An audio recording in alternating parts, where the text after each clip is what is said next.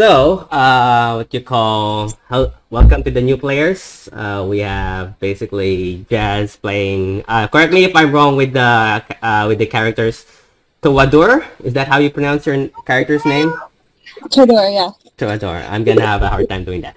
And we also have basically Karen or Dark Lair using basically Miso. Is that your Yeah. character name? Okay. Yes. All right. So basically, this is a homebrew campaign. So there are rules that are not implemented in the book, such as basically you can carry as much as 50,000 coins in your bag with or without the bag of holding. So you can carry as much as 50,000 coins, and I'll let you know how much money and what items you currently have on you, aside from the one in your character sheet. As well as drinking a potion is a bonus action now. I'm just gonna say that it's gonna bonus. But if you're gonna feed a potion to an unconscious friend, it is an action. So it takes more than 6 seconds. If you're gonna feed or drink a potion to an unconscious or dying friend, it's an action. As well as how do I say this? You do not get advantage when you're attacking an enemy, which is adjacent to your friend or next to your friend. So you roll as normal. You don't get advantage. Same goes for your enemies. They roll as usual, even though they have a friend adjacent to you. So I'm not sure if I'm making any sense. Just let me know if you have any questions. That All right. doesn't apply to my rogue, though, right? That does not apply to you. It's just that normally in D&D games, if a friend or ally is adjacent to you, you get advantage. But in this case, that's gonna be confusing on my end, so no. But that does not apply to your ability, basically. So your ability is fine. You can use that as it is. Okay. Anything else? This is also recorded, so I'll post the link of the episode if you guys want to rewatch it at times. And welcome to basically Mythical Lore D&D game, and we're gonna begin as first things first. For the first 3 players, basically that involves Darella, Vendelte, and Mariana. You guys are currently at the city, basically. Currently at the city festival of the city of Dragosha, after the elder decided to talk to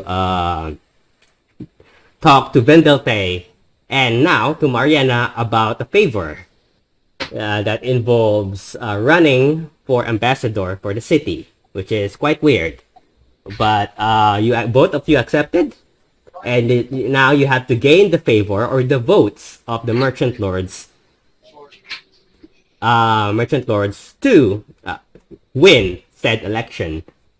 Also, Mariana, something dramatic happened to her as he received an anonymous letter, or should I say not really anonymous, but a letter from her past, trying to visit her again and hunt her in her journeys, as it's from someone she met or she may know from her past, to meet her at the city town square by the fountain during the festival at night, and made it clear that if she ever brings someone with her, and that something bad might happen to someone he knows or loves. With that being said, I'm going to the other 2 characters. As you guys, Miso and Tuador, are currently in the ship. Tuador, for you, after what happened to your human family, you decided to find a way to train yourself in terms of combat in hopes that you would find the tribe, that orcish tribe that hunted your human family, and then bring justice upon them. And basically avenge their deaths. As you're riding this boat by yourself, still what you call reminiscing what happened. As for you, Miso, basically, while you were at home, one day your older brother, decided to invite the entire family to go to a city across the sea for some reason. And no matter how much you or your parents try to ask questions about why he would drag all of you across the ocean for this purpose, he would not say until everyone is aboard or on the ship heading to this city. All he mentioned was basically that there was a city festival somewhere, and that he may have found a way to help your sister, Sake, from getting out of the problem that she got herself into, or that she suffered after what happened with the merchant. So, with that being said, I'm gonna go with Toador, and basically, I'm going with Toador first. Toador, as you arrive at the city docks, you start to see, basically, you start to see a city festival happening in this city. Basically, as the ship basically parks at the city bay or the docks of this city, you start to see a lot of things as a festival is going on. You see a parade, and basically even Miso, as you're currently at one ship, you guys see something that looks like this, basically. You see several things happening all at once. Basically, there's a parade happening at the main road. You see flying lanterns made of paper with candles within them. You see fireworks sparking and exploding from the distance behind the castle walls as it lights up the dark, gloomy sky. There are people celebrating, people drinking, people eating. There are events happening around the city. You also see what you believe to be booths of different kinds, some selling wares or items. Some could be magical items, perhaps. Others are selling different types of food. From time to time, you would see kids running around holding what appears to be an apple on a stick coated with melted caramel on top of it with white melted sugary powder. That's something you have never seen before, basically. As you're walking by, basically, traveling the city, you see a dark-skinned man approach you. With a wooden pole, wearing this monkish orange robes. Dark-skinned, quite bald human. And he approaches you and says, "You must be Toador. I did not expect to see you here, but I guess from what I've heard from the description, you're the person that I'm currently looking for. What do you say?" I think. I'm sorry. Have we met before? No. I apologize. My name is Wasim. I'm gonna put that in chat so you would know who it is. My name's Wasim, and I am how would I say this? A good friend of your mother. He told me what happened. She found out what happened to you back from where you came from your home, and decided to make sure you're safe by requiring my assistance, I would say. So you know my biological mom? Well, if you mean your orcish mother, then My yes. Turkish mom. Not really orc, but she did told me to, how would I say this, find you, and hopefully trade you, considering I know that she knew that you would probably put yourself in danger after what happened. That's fine. I'm sorry if I'm being a little bit harsh. I don't blame you for not trusting me right away. But like I said, I am a friend of your mother. and he holds out his hand for you to shake it, basically. Well, Todor's he's a little distrusting, so he's probably not gonna shake the hand. Okay. Can he ask, how do I know that you're not just making this up? You just find a half orc. You take a wild guess. Well, first, that is a good question. Like, how can you make me trust you? Can you help me? Well, I know what happened to you about that orcish tribe that's said to have murdered a lot of people back at your village. Is that good proof enough? It's still pretty broad, but I mean, I'm in a city that I don't know, so I don't have anywhere else. I don't have anybody else to stick with. Well, if you are currently looking for ways to train yourself, by the way, this is how he looks. That's how he looks, basically. If you're currently looking for ways to train yourself in terms of combat, I'll be happy to train you for free. For free? And Sure. if that's not enough to convince you, you see him grab a bag behind him that is attached to his back, like some sort of satchel. He drops it to the floor and says, I'm not sure if you know this, but there are things there that might help in your endeavor. That is, if you are willing to accept my help. Okay. Yeah. Okay, so you grab the bag, do you? Yeah. And as you grab the bag, it's different from a normal bag, basically. It's not just made of leather. There's this gold trim around it. And from time to time, you would see that the leather itself is not normal leather. It's a bit thick. And something that does not tear easily. He continues and say, this is a bag of holding. In it are some useful things that may help you in your endeavor, but I might need you to come with me, as I myself had to go do some errands, and then maybe I could introduce you to some of my friends that could potentially help you in whatever dangers that you plan on doing. In that bag, it has a lot of gold. As you might not expect, there is currently 10,000 gold coins in it. There's also 2 regular healing potions and 1 greater healing potion. As well as, I could see that you are someone who likes to use an axe. There is an axe there that is definitely magical that might be useful to you when the time comes. Wow. Thank you. It's very generous.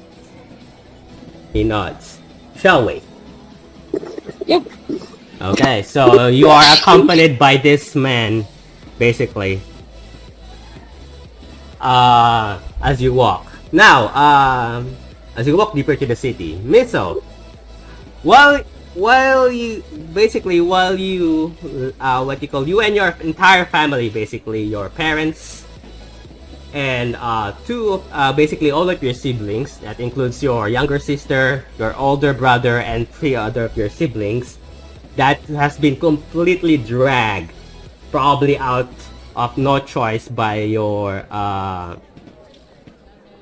brother. Your mother basically is worried why they're in here, miles and miles away from your home. I believe this would be, even though with your adventuring experience, this will be your first time to even go this far, about 3,000 miles from where you are, basically. So what do you do as basically everyone is just sitting quiet?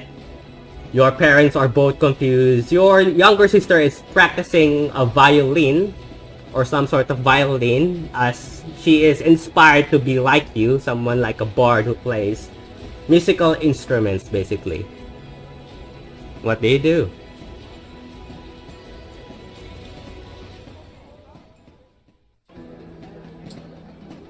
I'm going to approach my older brother Terry and I want to find out what's going on.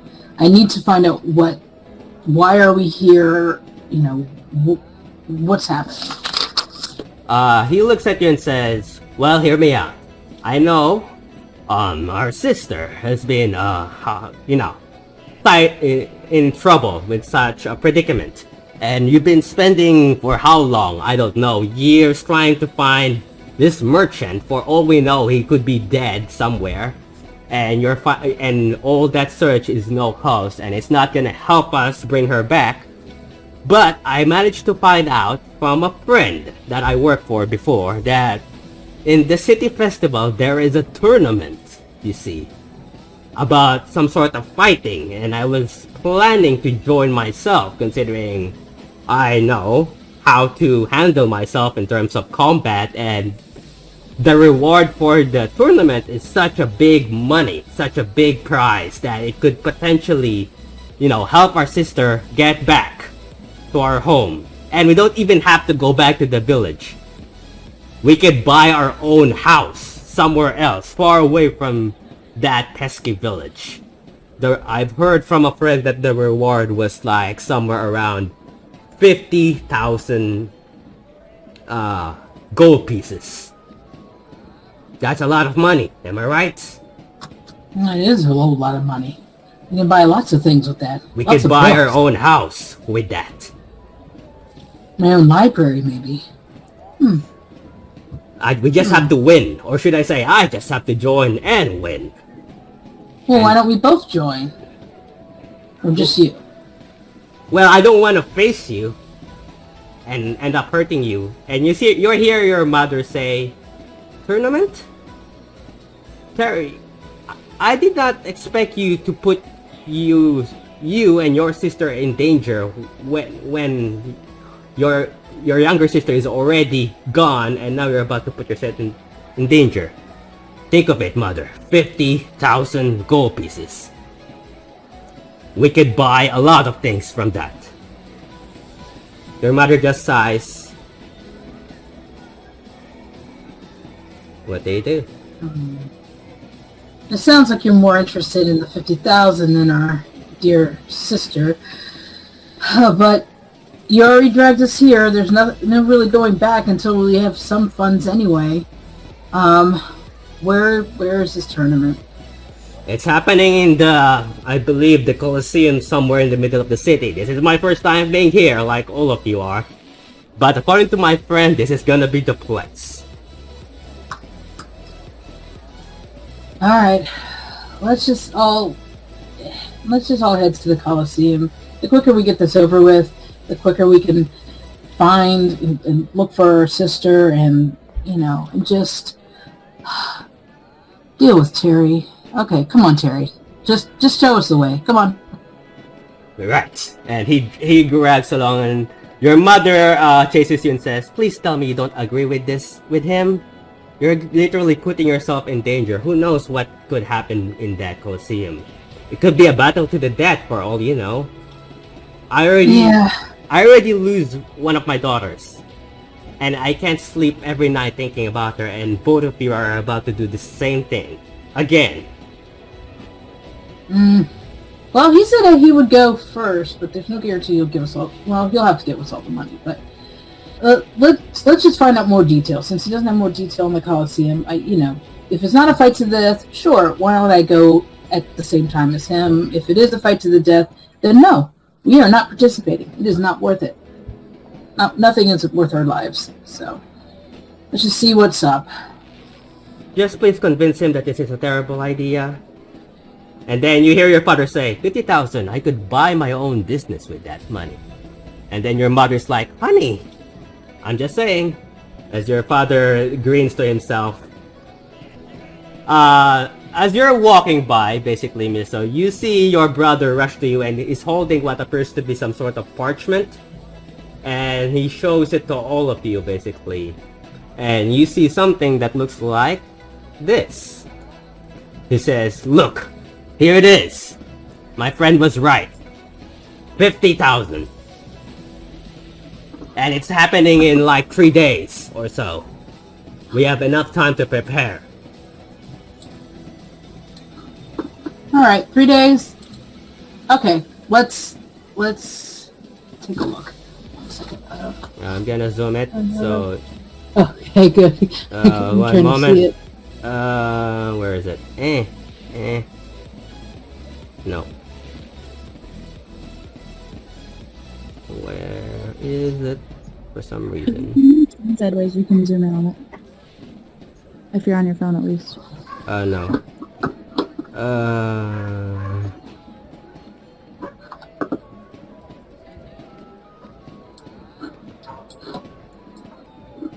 Give me 1 sec. There's so many pictures. No. Oh, screw it.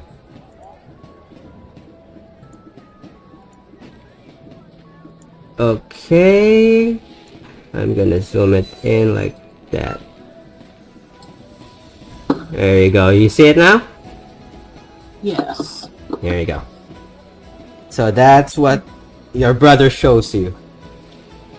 And as you begin to notice, this posters is littered on the walls and nailed to the walls of the different buildings, different alleyways of the city, along with the banderitas, festival banners that decorates, and even hanging lanterns that decorates this entire basically festival.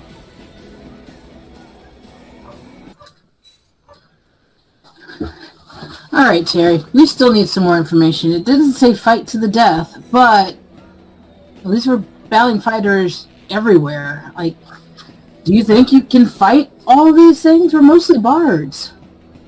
Well, you're a bard. I'm not a bard.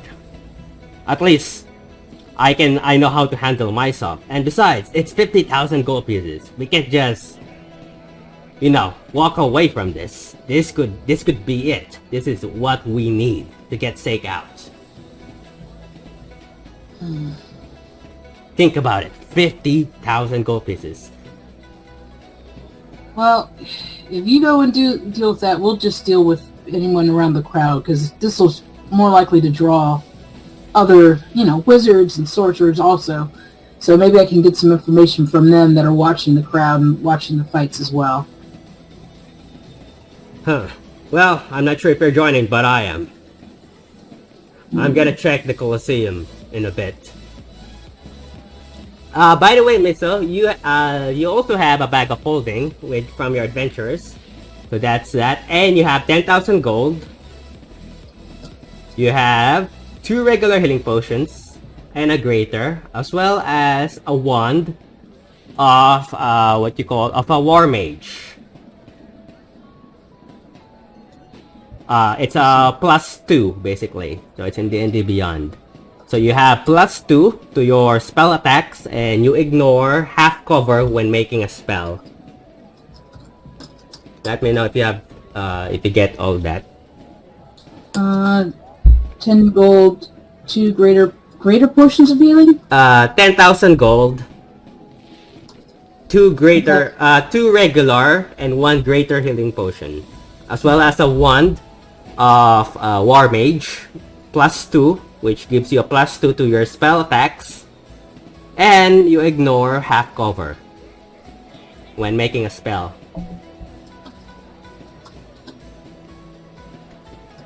Okay. So that's that. While that's happening, we're gonna go with Mariana. Mariana, as you're staring, did you read the letter out loud while Hagon was with you? No, she would have read it to herself, like quietly. Okay. Did Vendelthe walk in? Yeah, as this is happening, you see Vendelthe and Darella walk in, basically joining you. Okay. Hagon says, who is it from?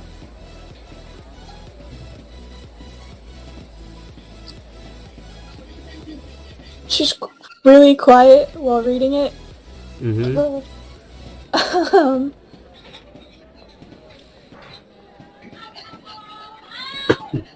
Excuse me.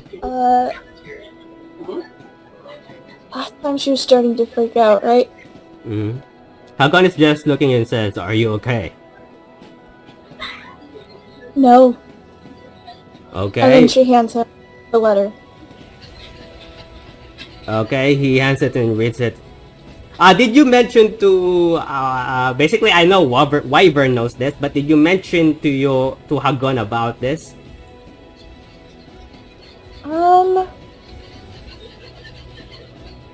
In your past when he was training you, did you mention?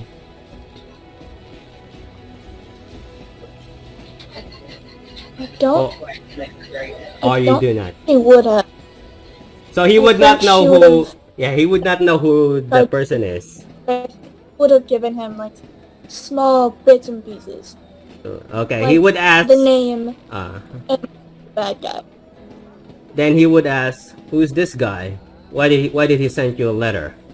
Is it someone you know before?" I'm pretty sure I've heard it before. I'm not sure if you told me much. You've heard of him? Well, Where have you heard of him?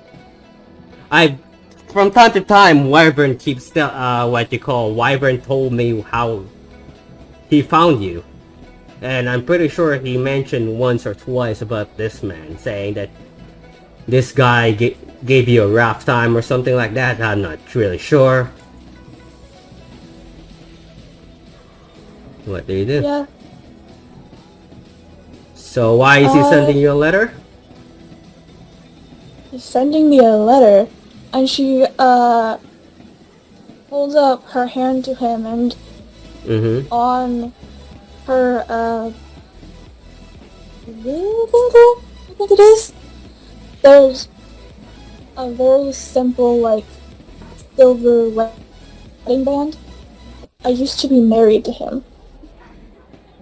I used to be married to this guy. Okay.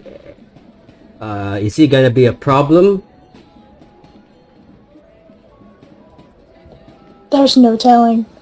There's no telling what he wants. Do you want me to kill him? Or something like that? That's just gonna make it worse. I see. So, what do you have in mind? Vendetta and Darella, you now hear this conversation as basically you approach two of them. So it's up to you guys if you guys wanna interject or interfere. Yeah, Marion is very obviously scared. Yeah, Her I noticed hands. that, and I was going to inquire about that, but we ended the last session. Yeah. So you now hear them talking about this. So I'm gonna ask her, you know, what's wrong, because she looks like she's seen a ghost. Mm-hmm.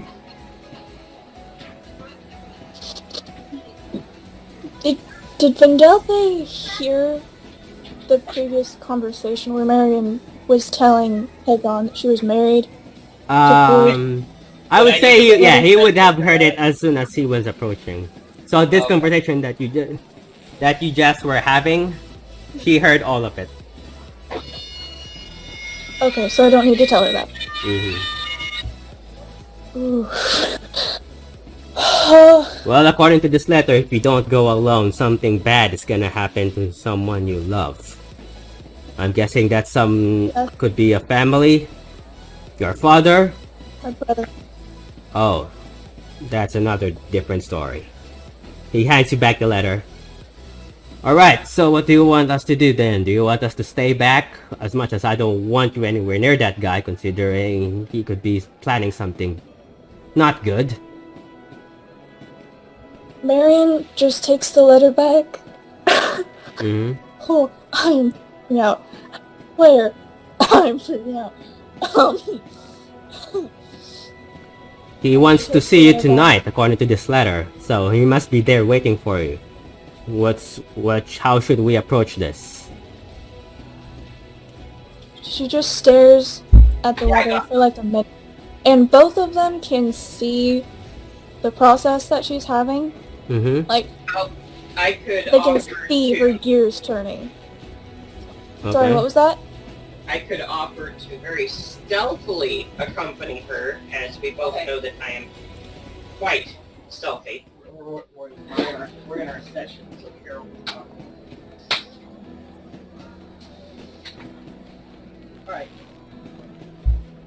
just as a backup person in case something happens. I won't interfere unless something looks wrong.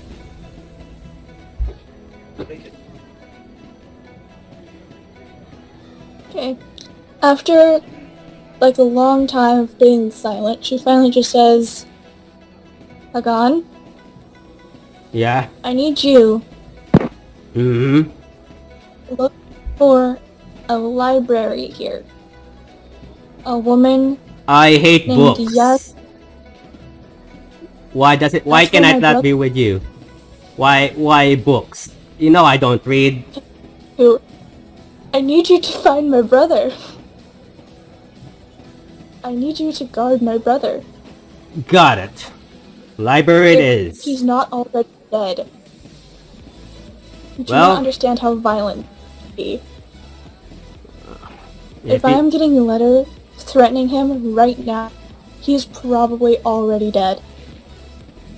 So I need you to find him and make sure that he's not. He nods. If that's what you want me to do, then I'll try my best. Okay. He, Whew. please be careful. I almost lost you once, and we just lost Wyvern. Think about that.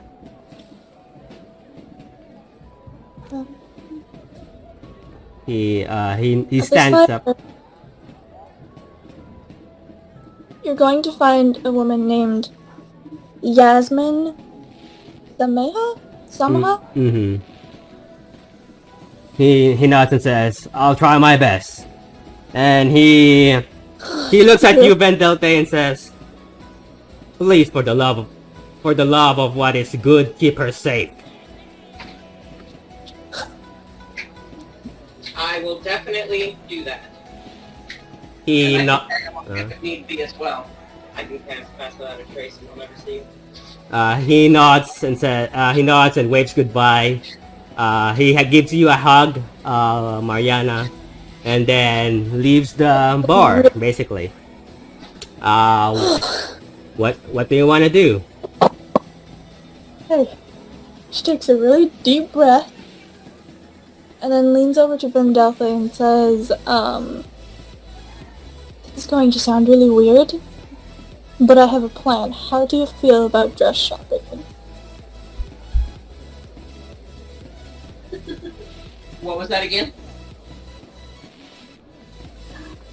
This is going to sound odd, but I have a plan. Okay. How do you feel about dresses? I'm quite familiar with dresses, having been raised in a noble household. And I am wearing a robe. That looks kind of dressy. That looks Okay. rather dressy. Okay. Whew. So what My do you hands guys do? are still shaking, but Mm-hmm. the rest of Marion is somewhat calm. He folds up the letter and puts it in a pocket, Mm-hmm. and then,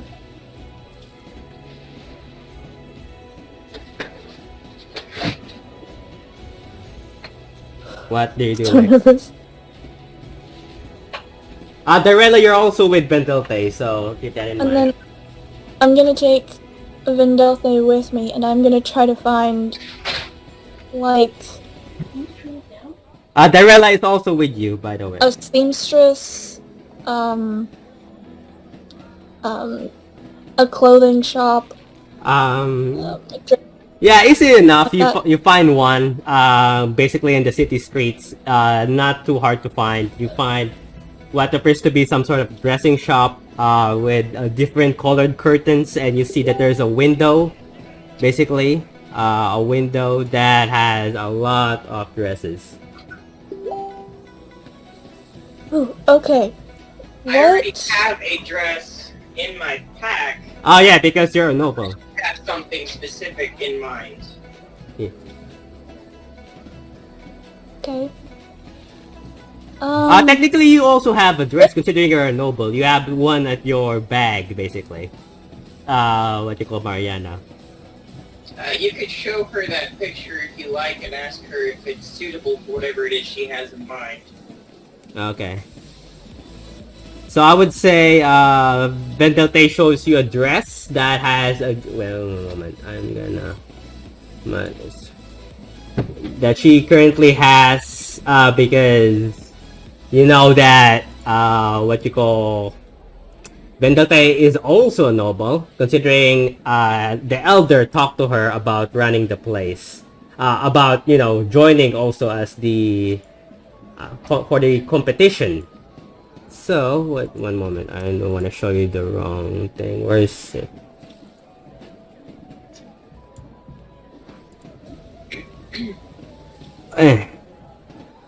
Okay, so Vendelte shows you something that looks like this.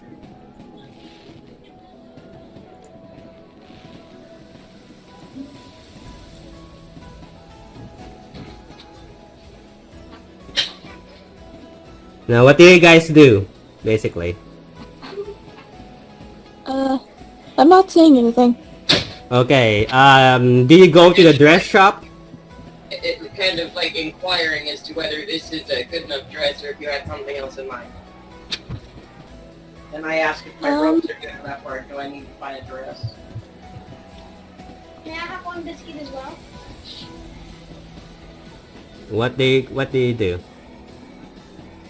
You know that the guy is waiting for you at the town square, by the fountain. Right? Mm-hmm. Yeah. Okay, so she's gonna buy the prettiest dress that's in the window. Basically, with that, easily enough, you can get a dress for 3 gold. That's the fanciest that they have to offer because most of it are either out of stock from the festival. But yeah, you managed to find what you believe to be a decent one for 3 gold. So remove 3 gold and you have a fancy dress of what color you like, basically. Okay. Now she's gonna try and find, like, cosmetics. Easily done. Yeah, you find it there as well. And then, like, some kind of pretties to put in her hair. Mm-hmm. You get some metal, fancy, glossy metal hairpins as well. I would say for all of that, that would be 1 gold, easily enough. So Okay. Do I need So to the buy- elves don't have to, but I mean you can if you want to. But Marion basically just pretties herself up, makes herself look hot. mm-hmm. There is a dressing area there, easily enough. The owner would provide you one. Okay. What about you, Vendelte and Derella? What do you guys do? Put the dress on if that's part of her plan. I'm just waiting for instructions, basically. Is my robe good enough or should I buy a dress? You're gonna have a hard time stealthing if you're gonna be using a dress, technically. Because, I mean, technically, it's still doable, but it's just gonna be hard because you have to move stealthily, and stealthing with a dress is quite, difficult. Wouldn't the dress... You are really cutting out, Ian. armor? Sorry, what did you say, Vendelte? I said, wouldn't the dress technically be quieter than armor? I mean, no, it's just like when you have to sneak. It's gonna be hard considering the flowy of the dress, basically. It's not gonna make noise, it's just gonna make you a hard time trying to hide and camouflage yourself, basically. Well, I can... Well, it depends on her plan. As Okay. to what it is. Okay. Okay. So, The plan is basically, Mariana, you finish doing your own thing. You have done dressing up. What do you do? Okay, I'm gonna loop my arm with Vendelthe's Mm-hmm. and explain that I'm basically just going for mind games here. Because this Mm-hmm. guy's an asshole. um, my plan is to walk up with Vindelthe and then send her away, like, we walk up. And I'm like, okay, go enjoy the festival now. Okay. So are you going to the city square? That's my plan. Okay, Yeah, you guys are I going. can wear a dress for that. If I don't need to be stealthy, then the dress isn't a problem. Darella is also with you guys, just saying. So it's... But I can cast Pass Without a Trace on Dorella, and she could be the one that stands back at the ready. I'm also a broken house now. Well, I know, but I can cast Pass Without a Trace. Well, that works. When I send you away, Vindelthe, can you hide somewhere like nearby, just somewhere where you can like see what's happening? Oh, yes. No, she said no. Oh, did you say me or Dorella? both of you with Mariana, basically. Yeah, You guys are really cutting out. Oh, am I cutting out? Yeah, both of you are cutting out like really bad. How about now? Am I still cutting out? Can you guys hear me? Are all of you having problems with my audio? No, I can hear you fine. Okay. Okay, I can hear you guys now. Okay. So, who is going? Hagon is not with you guys, so that's a Darella. On myself Okay. when it's time. And how about Darella? Darella, what are you doing? That is Dorella. Okay, and Bendelte? I don't have visibility. If she wants me to approach him with her, then that is what I will do. Okay. So Dorella's gonna hide and stand back in case, we need assistance, and I'm going to obviously keep my daggers hidden on myself in my dress, and... Okay. So are you wearing the dress? Yes. Okay, so both of you are dressed nicely for this occasion. You do approach the fountain, basically, the middle of the town square. Oh, wait. Yeah? Something I forgot to is Marion will quickly go back to that bar and see if they have rooms. Yeah, they would have rooms. Okay, she's gonna buy one so that she can drop off her armor and weapons. Easily enough for 1 silver, you get a room. That's true. And you guys go as Darella. Are you stealthing or are you invisible? I'm not yet, but I will be when I need to be. As soon as Marion gets the signal, she will... Okay, so roll stealth check. roll stealth. No, I'm gonna use invisibility. Okay, so you don't need to roll stealth check then. You're invisible. You're hiding from the corner basically. As Yeah, you guys approach. So Where in the what is it, Mariana? where Marion has her arm like looped into Vindelthe's, and as they're walking up, she's like pretending to like gossip with Vindelthe. Easily enough. Girl talk Okay. as they're walking up. Basically, you guys approach the city fountain. There are not much people. There are lanterns that decorate this square of basically a town square, and there's a fountain on the middle. There's a bench that surrounds this fountain for people to watch and just sit and relax. With that being said, Miso, your parents decided to split off because and try to find a room along with your other 3 siblings. Basically. And it's just you and your brother trying to find this tournament. Okay. You guys approach the town square, basically. And she... Basically, as you guys enter this town square, he goes, "Wait here, I'm just gonna ask for direction where the Colosseum for the tournament is." And he approaches a stranger and basically shows him a map of the city, trying to ask for directions. As you see a lot of things here, there appears to be a couple kissing in one corner up on the bench, basically by the lamp or by the post lamp in this city square. There's a drunk guy sitting on the bench, sleeping. It's very empty considering that most of the people are at the main road watching the parade.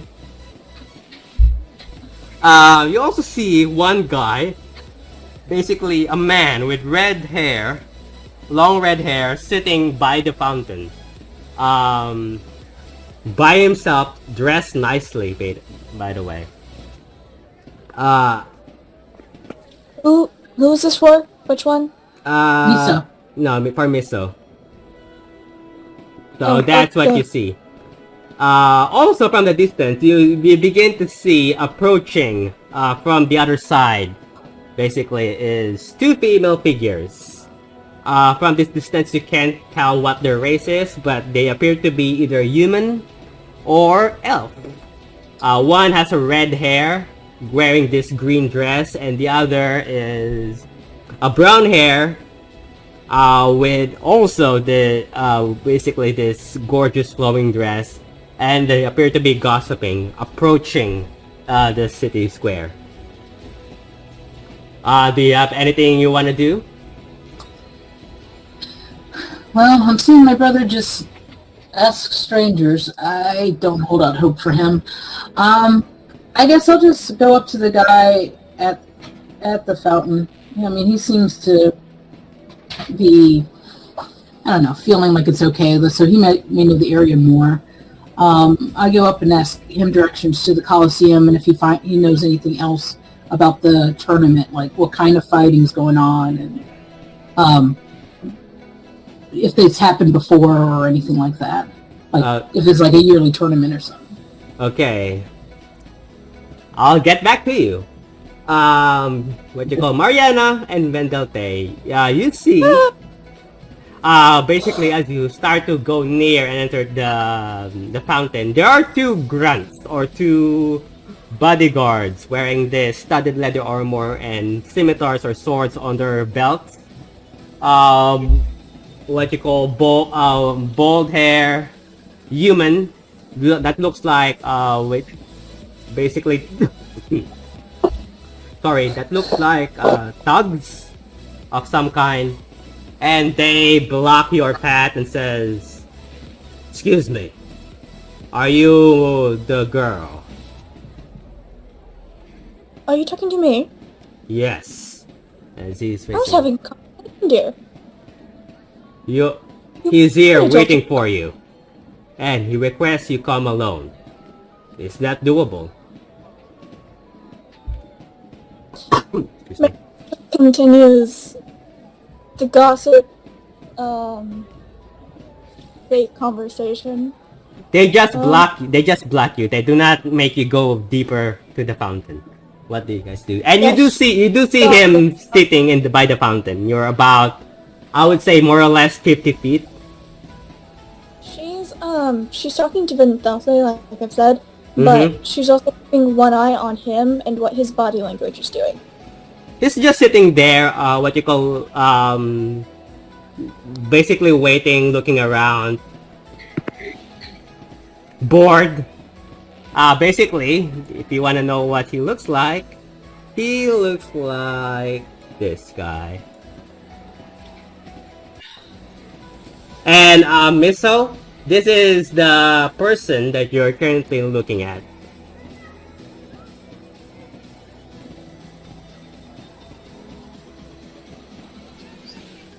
So you see that guy. Okay. She does that for like a minute, and then she's like, "Okay, Vendelte, just go enjoy the festival." And then she, Okay. I look at her and I just, are you sure? Will you be coming back to join me? yeah, I'll be there in a moment. Alright, well, I'm just gonna wander back over this way and I'll wait for you over there. Okay, So- I'll I give her a little wink because I'm actually gonna go. Mm-hmm. a little bit away and just keep an eye on things. Okay, easily enough. Wait, that, but he makes it like, really flirty. Mm-hmm. So, the grunts are just basically waiting for you to, escort you back to him. Vendelte, I want you to roll, Vendelte and Darella, I want you to roll perception. Okay? As well as Miso, I want you to roll perception while you're approaching from the other side.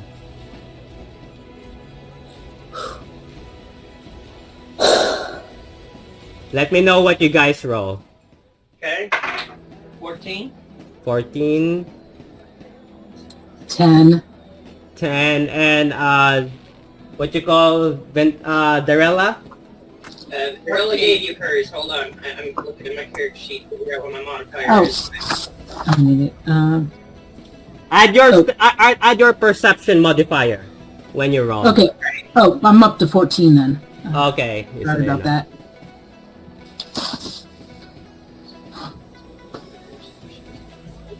So roll a d20 and add your perception modifier. 5. Okay, so Darella, you're just focused on them. Vendete and Miso, you notice that you're not alone, and by not alone, I mean there are people hiding somewhere behind the trees that surround the city square. For some reason, they don't appear to be friendly, and they appear to be hanging from the trees, as if crouched beneath the leaves that of this beneath the bushes, basically surrounding this place. And how far are they from the fountain? They're about more or less 30 feet from the fountain, Okay. and there's several of them. They're surrounding the There's path. not many people around here. There are only few. You would see a couple kissing, basically doing from one side, and you see a drunk man sleeping from the other side. You also see, basically, both Miso and you, Vendelte, see each other. So, I'm gonna show you guys. One moment.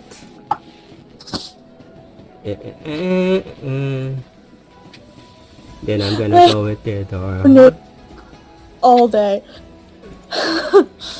We're about to find out what happens. So, Miso, you see a red elf. Or basically a red-haired elf wearing this green dress that looks like something that looks like this. Do you have your eagle with you, Vendelte, or not? Yes, I do have Kohaku with me. Okay, so Kohaku is with you. So, Miso, you see a red elf basically approaching, walking around the area as well. So you see that girl right there on the left with the eagle. As for you, Vendelte, you see it appears to be a cat, but walking with his two hind legs. Has an instrument on her back and appears to be approaching the figure that Mariana is also planning to approach. You see someone that look like this. Tabaxi. And Mariana, you also see this, basically. As there appears to be another one trying to approach basically this group. She would probably just figure it's another one of his... Yeah, most likely. It could be the case. So, with that being said, I'm gonna show you guys the map.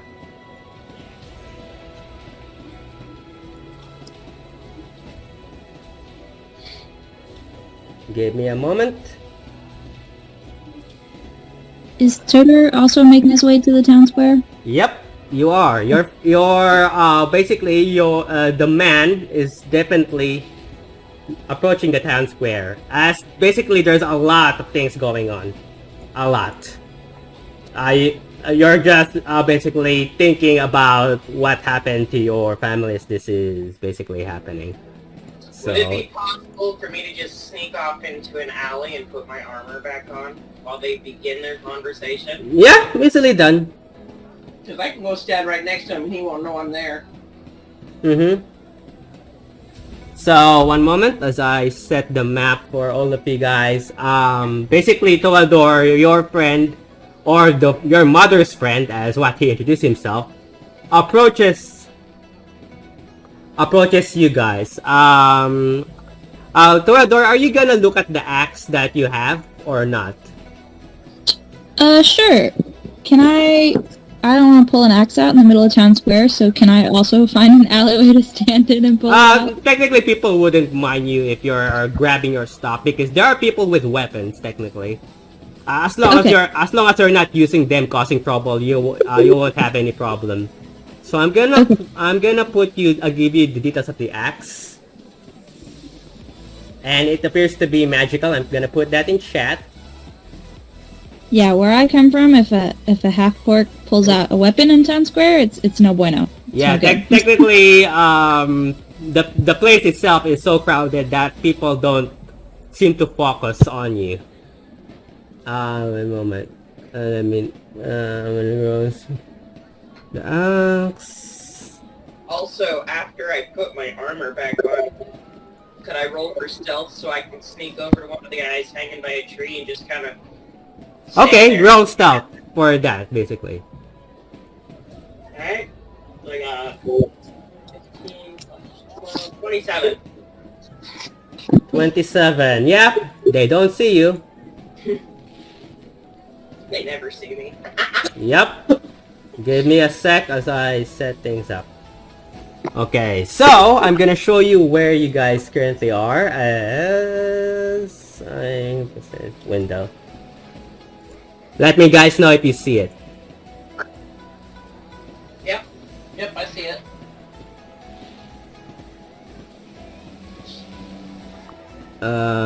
So you see this beautiful town square. Oops, where's the tugs?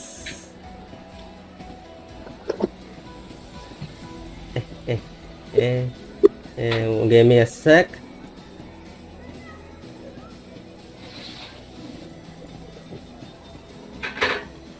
And there you go. Alright, so Vendote, do you approach what you believe to be the man? What you call... I'm just gonna stand by one of the guys hanging from the tree. Yep, you're there. Out of sight. Just kind of waiting and watching. Mariana, basically, what do you approach the figure? Yes. Okay, so I'm guessing you approach him. He does gestures you to sit. You also see by the time you approach him, Misso, you see another woman, basically, approaching, brown hair, human, and wearing a gorgeous dress. What do you do? Well, I was originally going to go up to the other guy to talk with him, but it looks like he's already engaged in a conversation with somebody, so I don't want to interrupt that, because that would be, mean if it's, Yeah. They look like they'd be a cute couple, so I need to look around for the nearest friendly-looking person, or just not the people that look like they're sketchy in the trees. Yeah. Currently, there's a couple that is too busy doing their own thing. There's a drunk guy. Your brother is still not done with whatever he is doing. Trying to find people to talk to for ask for directions. There are two what appears to be two unfriendly guys that looks like they're ready to beat someone up, like thugs. They do have weapons on their sides, like swords. And that's all you see. Well, you know what? Let me approach the couple, because even though the couple's about to talk, if I get there close quick enough, maybe I can just ask them both at the same time directions and information about the Coliseum, and then I can hurry up and be on my way without having to talk to those other people. Okay. So I think I'll try to approach with slightly waving my hand, as if like I'm trying to get their attention at me. Got it. As soon as you approach the man, one of the thugs approach you, basically, and in a harsh manner, as if trying to dash towards you, blocking your path, basically. Oh. Says, Oh. "Excuse me, do you have a problem here?" No, I don't have a problem. I'm actually trying to find directions to the Coliseum and everything, because I just came off the boat, and I've just wanted to, with my family and everything, and I just want to go to the Coliseum. My brother's over there trying to get directions, but he's useless. So I just need directions to the Coliseum and then information about the fight that's going on there. We don't know anything. Now go away. Scrap. Well, that's very rude. Do you know anybody around here who might know any information? He just glares at you and does not respond. I guess this town doesn't have that many friendly people. What I'm just looking around. Mm-hmm. Oh, I was just gonna, just like looking like left and right and around, and like clearly since he's between me and the other people, I'm not gonna try to push him away. I mean, he hasn't done anything to me, but who's the next other person that's not around this sketch guy? With the perception that she rolled, would she see me standing by the tree? No, you roll a 27. No one sees you. No, I'm only at 14, so it's like, okay, I'm like, I guess. But you do see that there are people on the trees, myself. Oh, I guess I have no choice. Let me go to the nearest tree, and like try to put on my friendly face and try to approach somebody. Okay, so I would say you would approach the couple, as they're just basically doing their own thing. While that's happening, Theodore, you begin to enter the city square as well. And you see this commotion, basically. What do you do?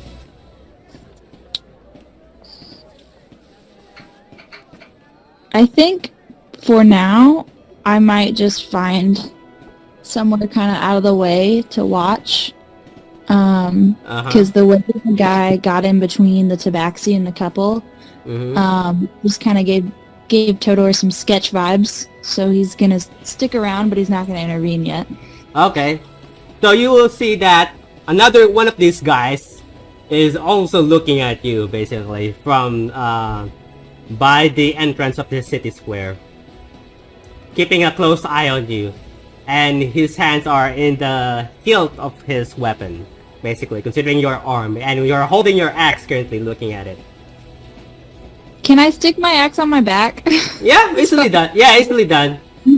Like I have intent. Go by the red-haired guy about 5 feet away from him, and there's one square between us. So, Mariana, he gestures for you to sit. What do you do? Says, you're finally here. I was beginning to worry you wouldn't show up. Mike, Jarella, with her invisibility, actually wanted to go stand over there by the red-haired guy. Okay, right where? Right where? Right here? Right there. Right there? Yes. Okay. Hey. Okay, Mariana, what do you do? Marion looks him up and down. He looks dressed, considering he's a noble with power. But you do see the typical jerky smirk face, the one that you previously met in the past. Same guy, same old. She just says, no. No, that's not very nice. I thought we were here to, get to know each other. After all, it's been a while since we last chat, don't you think? We know each other. I mean, I'm pretty sure a lot of things have happened since we last met. Am I right? You happened. What makes you say that? Oh, I think you know, dear. Like I said, I have changed. For the better, maybe. That erases nothing. Oh, come on, Mariana. You know you cannot resist me. I mean, you wouldn't be here in the first place if that was the case now, would it?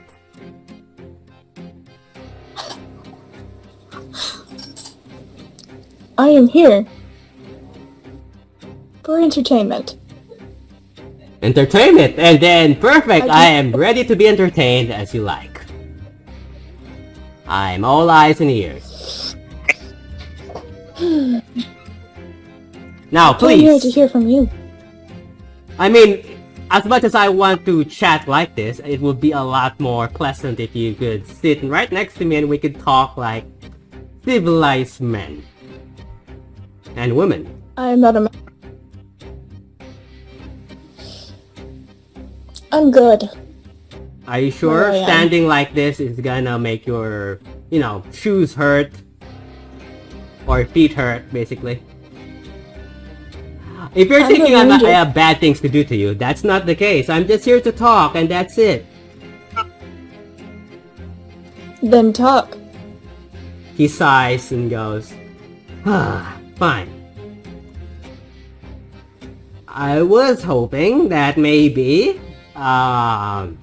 if you would give me a chance to, how would I say this? Get back together? And he gives you a smile. She just stares at him with a long time with no emotion on her face. Her Okay, yeah, go on. Her hands are like, in front of her, like just resting. Mm-hmm. She doesn't say anything for a long time. Looking him up and down, like, not impressed. Mm-hmm. He goes, if you're thinking about the other ladies, I have completely left them. All of them, as a matter of fact. And I came all the way here in hopes to see you, and look what the god has brought me. You! Good for you. Travel, I find, is quite fun. He sighs and says, it would be a shame if something happens to your younger brother now, would it? I wonder how is he doing? I think he's doing alright. Is he? I think so. Do you know where he is? No, actually. Oh, that's so sad, considering I do. It is. But I don't mind. Really, you don't mind? Oh, that's gonna be interesting. Yes, of course. You see him sigh and grows a little bit bored. I dress up so nice and you wouldn't even appreciate it to see it for yourself. To even approach me. How... Approach. Huh? Sorry? I've approached. Do you approach him? No, she's saying that she has approached him. Like, Oh, she's standing... okay. Where- He goes, I would really like to talk in a more pleasant way if you're sitting right next to me, rather than you standing there being weird. Then talk. Nothing is stopping you, dear.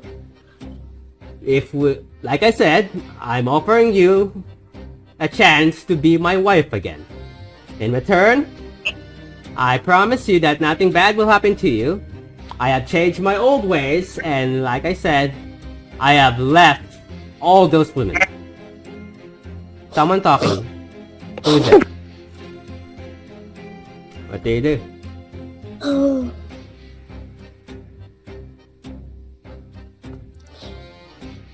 Let me ask you a question, darling. Go ahead.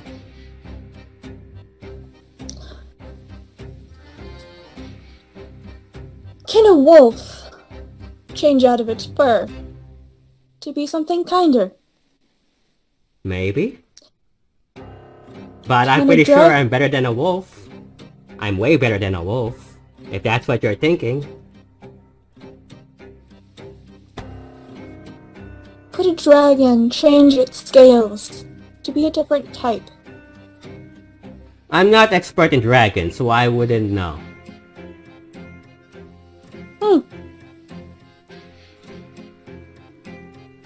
But I can definitely, your brother is gonna change from being alive to being dead if you refuse my offer. She just laughs at him. Not like a belly laugh. but Okay. a laugh. You think that's funny, then? Oh, oh, I do. For a man that says he's changed, he is still a parasite. Really? A parasite, huh? Considering I have more wealth than you still call me a parasite. Interesting. But like I said, I don't plan to hurt your brother. All you do is accept my offer. And that's all you have to accept. Hurt whoever you like, dear. I'm not coming to you again. I made that mistake once. I am not making that mistake again. Really? Well, that's a shame. He snaps his fingers. And one of the guys begins to approach, basically. Darella and Vendelte, you see this. Miso, you also see this, that there's a tension going on at the middle of the town square. As well as Tomador, you see this. Let me guys know if you want to do something about it and interfere. But you see, Mariana, you see another figure approaching. Marion doesn't react. Okay. She stands there, straight spine, shoulders back, chin high, just does not care. Okay. So the guy approaches and passes you, basically. Doing her very best to not show fear and make it look like she doesn't care what's happening. Okay. Make it look like she's bored. Excuse me, Carol. I got secrets. The guy, you see basically the man lean forward. Basically Royd leans forward to whisper something to the other guy. And the guy just nods. Fuck. And then walks away back to where he is. He just sits there, calmly, the man says. Well, I guess we're done here. And then, I guess you don't mind seeing your younger brother dead in front of you. That's a shame. I thought you cared about him. Maybe I that's do. not the case. I do care about my brother, but I'm not one to self-sacrifice. Huh. Do you want me to deliver your body's corpse to you by next morning? Do what you like. I see. You're quite a brave woman. I didn't expect it to be like this. They never do. They, huh? Are you done? Am I done, Mariana? Do you think? That depends on you. That's not my choice. Are you done with threats? No. But I can definitely tell you this, your brother is not gonna have a good time. Oh, that's sad. He stands up. We'll see you again next time. Goodbye. She turns on a heel and walks away. Okay.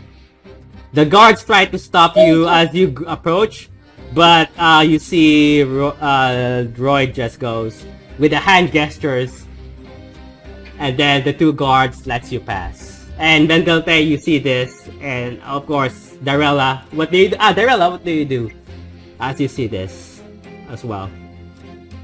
I'll go over and whisper in his ear that he will not touch her brother. cute. You do that? Okay. Yeah. He stops and he looks around from where the sound came from, sees no one, and says, "What the hell?" He stands up and says, "I think I'm done here." He snaps, and all the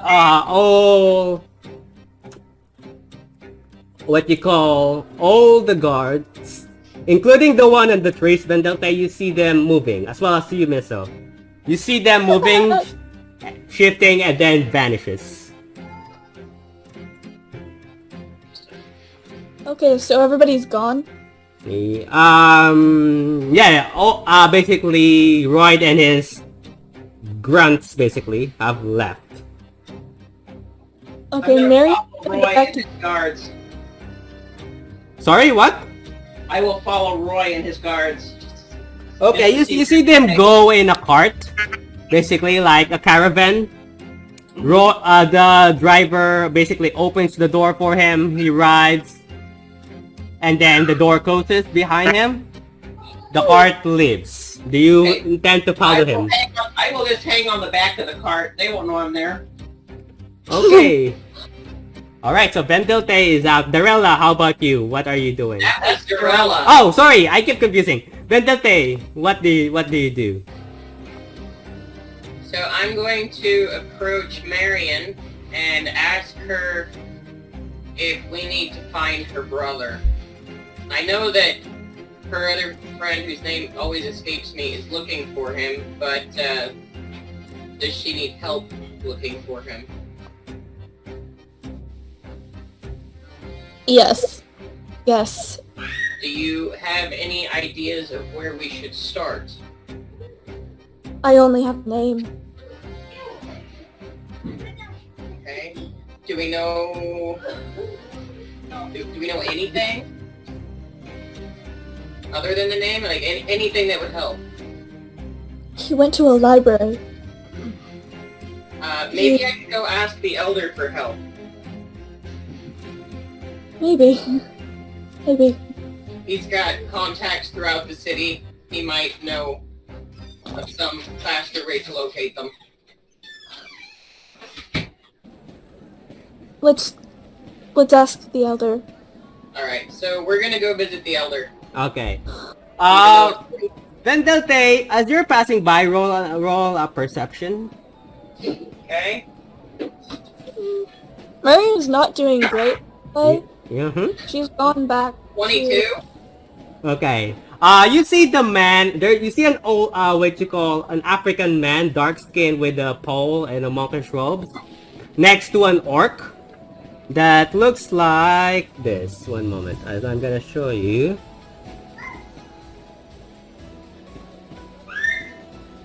Give me a sec. You see someone that looks like this next to that man, basically.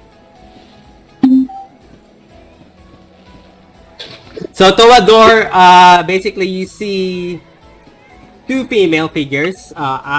You see the red-haired elf and human female figure, all wearing both dresses, basically. I changed back into my armor. Yeah, Vendelte, you see the man next to this orc wearing appears to be what you believe to be a harper necklace. Oh. So I'm going to... Are we currently walking towards him? Yep, you're crossing paths, technically. Toador, let me know if you want to do something as this is happening as well. So as we're passing, I'm going to grab his arm and just kind of whisper to him, hide the necklace or forfeit your life. And then just keep walking like nothing happened. Yeah, Toador, you see this. No, did you give the necklace to me or to the, No, you don't have a necklace. You just see this man wearing what appears to be a necklace. And you see this red-haired elf grab this man's arm, whispers something, and then walks away like nothing happened. You know, 'cause that's not weird. What do you do? I'm not stealthy, so You see the man, the one you talk to looks confused and looks back to where this two female figures are going and says, interesting. Do you mind if you come along with me for a little trip? We may have to follow those two figures. yeah, that's fine. I'm not very good at sneaking, so Well, we're not gonna sneak them. okay. As long as we don't cause trouble, we'll be fine. I'm pretty sure they don't look dangerous enough. And they basically you follow them. Miso, basically by the time you're asking this couple, the couple doesn't even pay attention to you and just tell you to leave them alone. And then your brother approaches you and says, I managed to find someone who knows the place. Unfortunately, we have to go find him. Apparently, the people here are too busy answering questions. Out of context, Yeah? our previous group, how are we playing their exit? Basically, I would say that they went to do their own thing at the party or at the festival and you never saw them again. They had no chance to notify us, so basically they just disappeared? Yeah, you don't know. Basically, because it's crowded. Right, because we kind of just left them. They didn't know I was in the bar. They didn't know where we were. We didn't know where they were because they were still at the festival. I guess they just kind of... Mm-hmm. Can one of us roll perception or investigation or something to try and find the rest of the group? Let them know what's happening. No, he's referring to the other players, basically. But no, I would say that they decided to do their own thing and you're not sure where because the place is massive and there's just crowds everywhere. Oh, okay. Alright. I was just checking. Yep. Carrying on. Miso, your brother approached you and says, we have to talk to the elder, I believe. He knows the place more than anyone here. Well, that's fine, because everybody I try to go and approach, they either just, have some sort of rough guard, or they just poof vanish. I mean, I thought this is a festival and there'd be friendly people, but everybody's just disappearing everywhere. And let's just let's go and find something, because it's annoying me right now. I want to talk, Well, I want to get to the festival. Well, hopefully the elder is not as mean as the other people. Where's this elder located?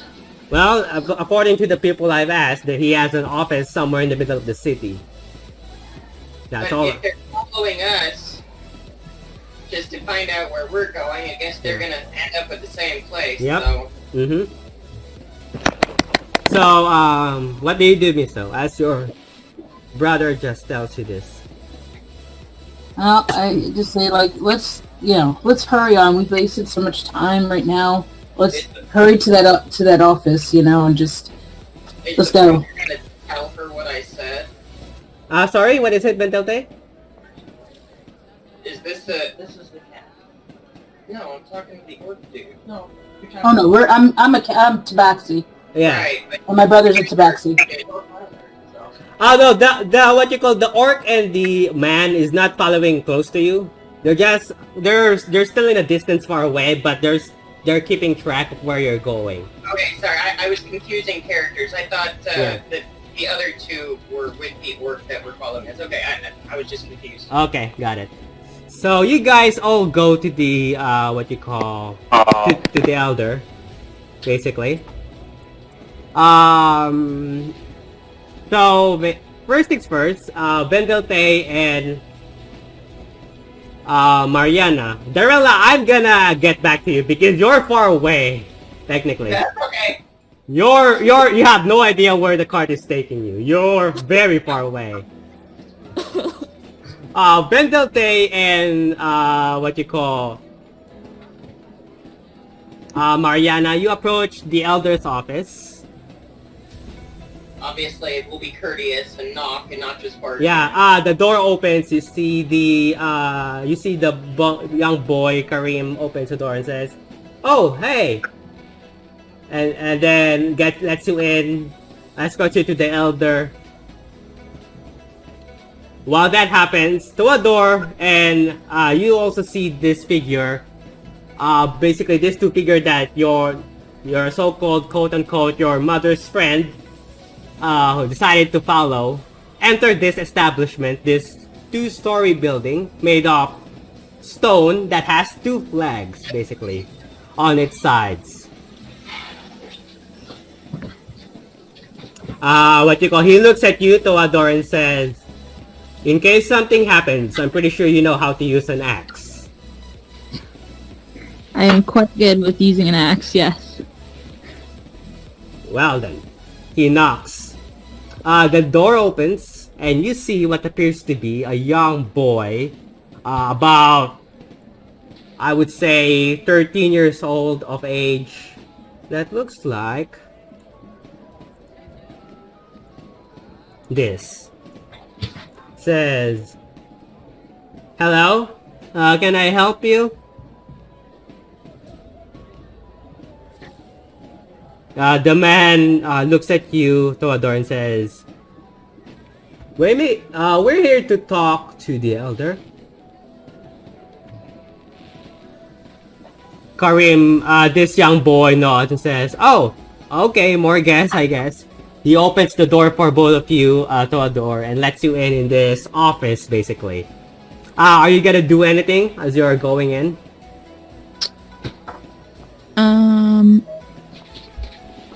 Sorry. I don't think I'm gonna do anything, but do I have to make a perception roll just to, like, really get a good look at the inside? If you're looking for something specific. I don't know. I guess not. Okay. So you do see that there's a second level. There's a stairs on the right side. And you see that there are two figures going up there right now. Your friend basically looks up and follows them. Basically, it's up to you if you want to do something else. If not, Miso, basically your brother escorts you to this, also the same building, with two flags on the sides. And then your brother looks at you and says, "I guess this is the place." He knocks the door opens, and you see this boy, human boy, says, "Ooh, cats!" Your brother sighs, looks at you, Miso, and says, "Is he the elder?" He looks at you, Miso. No, I don't think so. He doesn't. He smells human. He doesn't look like any kind of elder. Hey, I'm not small. That's very mean for you to say. I'm tough. And he starts to go a muscle gesture, basically. Kid, you're like 2 feet shorter than I am. But that's adorable. Hey, we're looking for the elder. We're trying to find information on this Coliseum fight thing, and nobody outside, apparently is giving us any information on it. Oh, is cool. your elder around? Yeah, he's upstairs. Are you gladiators? Are you gonna compete in the tournament? Depending on the information, my brother definitely is. Myself, I may or may not. It all depends on what the tournament actually. I don't have any details. Like, is it a magic tournament? Is it a fight? Like what kind of fighting is it? Well, I never been there. It's gonna be my first time if I ever seen one, and I heard stories about it. They say it's cool, and there are people there who look tough and act tough. Hopefully the elder allows me to watch. Sure, I'll be happy to escort you, as basically he opens the doors for you and you guys go in. basically, Vendelte and Mariana, as you open the door, you see the elder standing up in front of this, in his table in the office. These two wooden doors, and he appears to be undressing, some sort of costume, as if he just went to an event or a party. Just so everybody knows, if that wagon leaves town, I will jump off. Yep, it does. Yeah, I would say if that's the case, then yeah.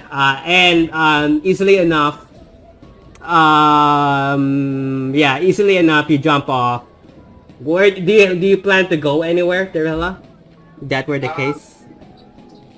Back to the festival, looking for Vendelte and Marion. Okay, easily enough. I would say you spend the entire night looking for them, considering it's gonna take you time. My invisibility too. Sorry, what? My invisibility was only good for an hour. Has Yeah. it been an hour? Yeah, it has been an hour. Okay.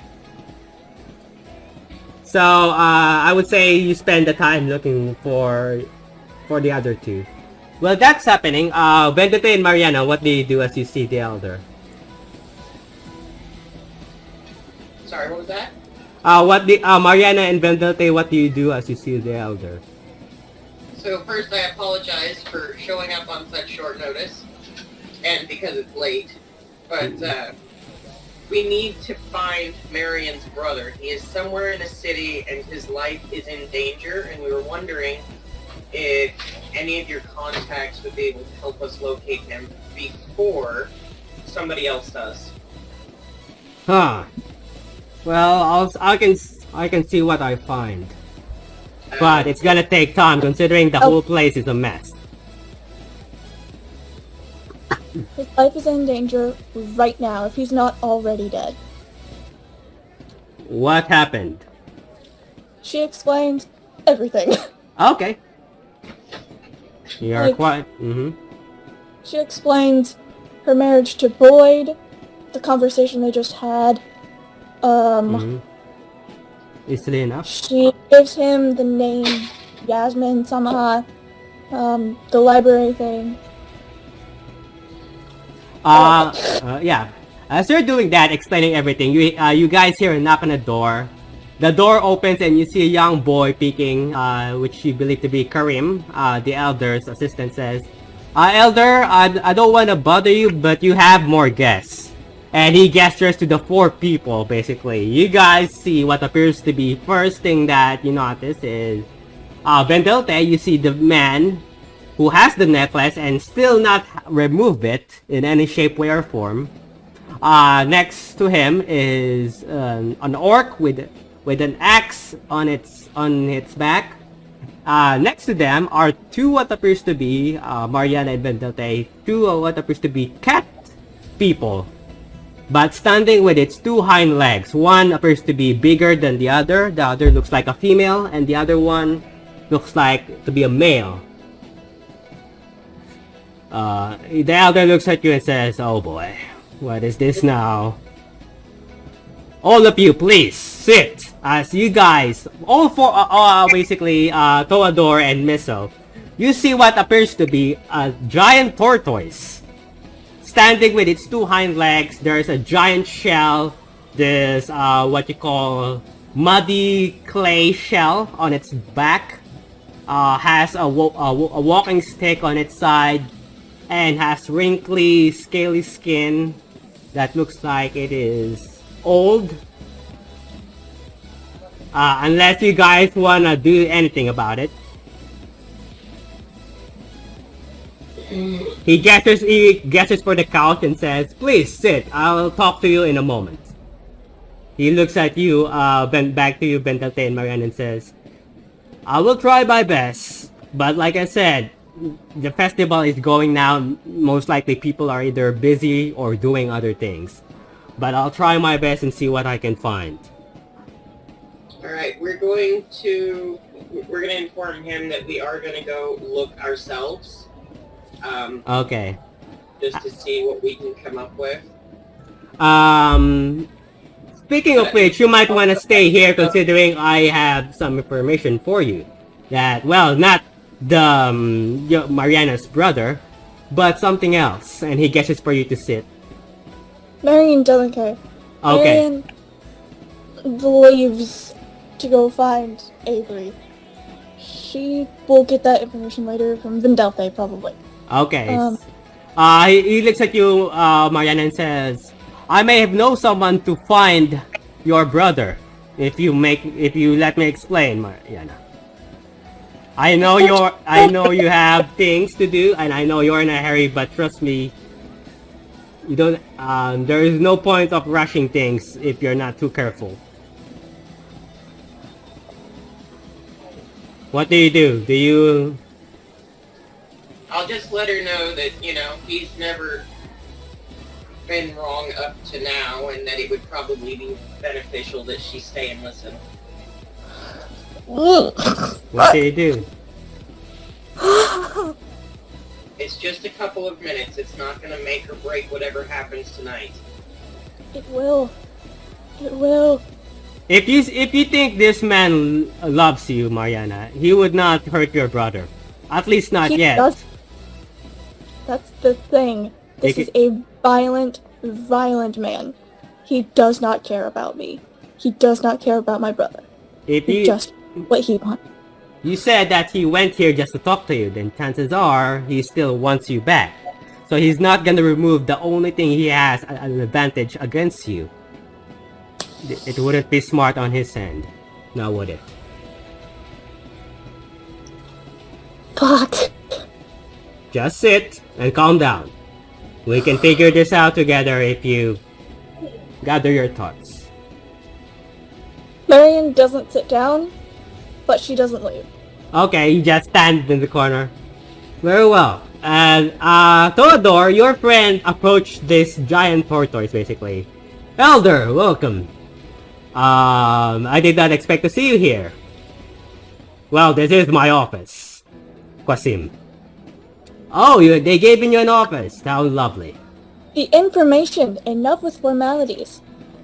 Qasim looks at this, what you call African man, looks at you, Mariana, and this elder says, is this your friend, Elder? Yes. I would say not really friend, but yes. Mariana, if you mind, please sit. A lot is going on. I know. Trust me, we will find your brother. Sit. Theodore says, I don't know where you came from, but if someone says to sit and wait, you just gotta wait your turn. It's gonna be alright. A 13-year-old boy is about to die. I only know what I saw in the town square. I feel like if a man wanted a 13-year-old dead, wouldn't he have done it by now? That's the point. Is there really like a time crunch? I'm sorry, say that again? Is there really like a time crunch? It has to be. I don't know if he's dead or not. I need this information quickly. I have to find him. He is my responsibility.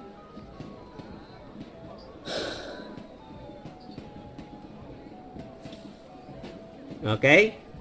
Misto, what about you? What are you saying as you're basically just listening this happen technically in front of you?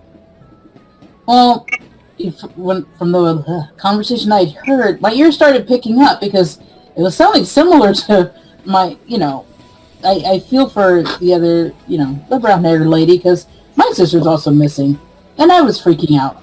But it's also, for me, it's been like 12 years, so I'm highly concerned. But it's like, hey, Elder, I don't know if I'm overstepping my boundaries or anything like that. My brother and I just came for directions and information to the Coliseum, but it sounds like we apparently need more information for something else, because I can't just sit by and let someone who's obviously in need just, ignore them. But can if we have information on the Coliseum, I can send my brother on that. But I want to help this lady here. But then I think you're the one we're supposed to look for also. Might have information that might help me later on. But I can deal with that later.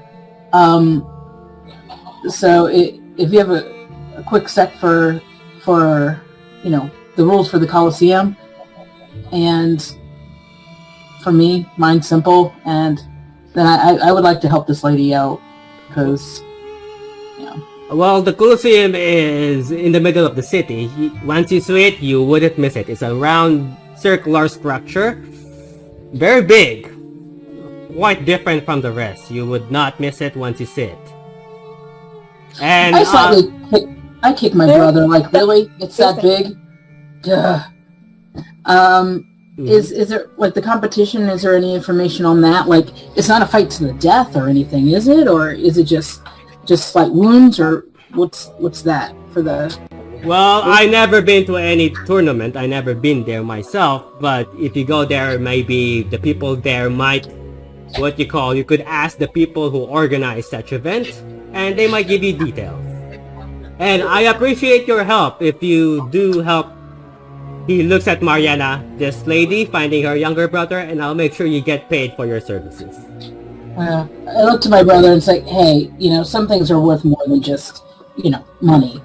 So if you want to go to Coliseum, you can, but I need to help her. I need to help her instead. So I'll let you decide. Your brother nods and says, fine, I guess I'll find our parents and see what they're up to. And he leaves. The African man looks at the elder and says, he points at Vendetta and says, this person appears to know what my necklace means. The elder responds and says, sorry? But and I would also, I just intervene and I'm like, and I'd like to know why you're flaunting it. How did you know what my necklace means? Exactly. I pull mine out and show him. Oh, you're also a harper. Basically, Talador, you see, the man that escorted you here is wearing what appears to be a golden necklace, like an angel of some kind, and you see the half-elf red-haired woman also shows this, what appears to be golden necklace. I'm gonna show you guys what the picture looks like. One moment.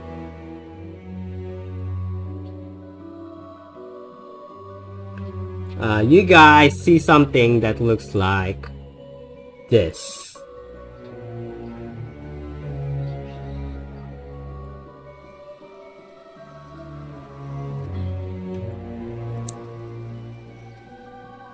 You see something that looks like that, basically. Mariana is definitely not in a good mood. No. Still thinking if his brother is still alive. But you guys see this. The elder then says, by this point, Marion is getting more and more antsy. With that thing, as things are going slowly for you, basically, and you're just... I would say the elder basically says, Qasim, our men are being hunted, apparently, and these people, or should I say, he points at Bentelta and says, his mentor used to be one of ours, but he passed away a long time ago. Actually, not too horribly long ago. I see. Correction. The elder corrects himself. Qasim then hides his necklace after hearing that and says, good to know. He looks at you, Vendetta, and says, thanks for the warning. Yeah, I definitely would not be flaunting it because people are looking for you. The elder... Out of sight. Okay, the elder then sits down and says, well then, first things first, I may have someone that could potentially help you. He is currently at the academy.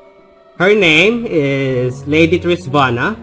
If there's anyone who could detect your brother, he looks at you, Mariana, by magical means, that would be the person. Trisvana's So, back yeah. now? Yes, he's currently at the academy. That's the reason why I wanted you here, Vendalte. I didn't receive a summons. We showed up for other reasons. Well, no, that's the reason why I wanted you to stay, so that I could tell you that she's back and currently waiting for you. And he looks at you, Mariana, and she's in depth with magical means. If there's someone who can find your brother, it has to be her.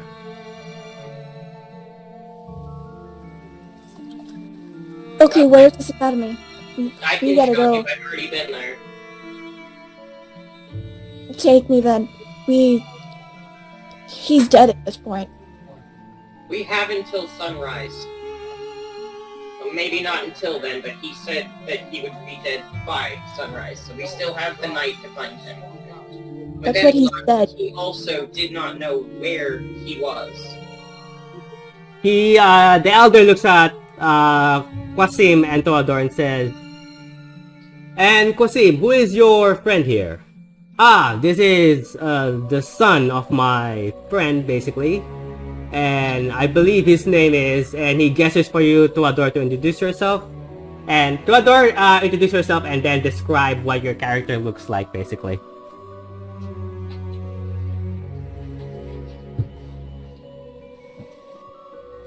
Hello?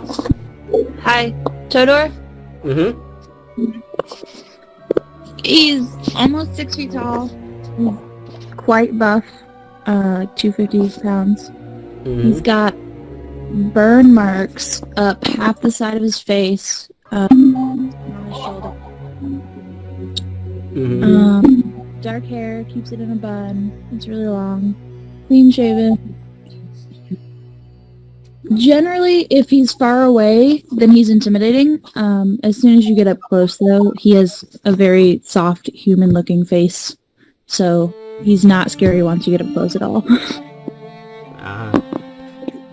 And right now he's plain clothes, not armor. Okay.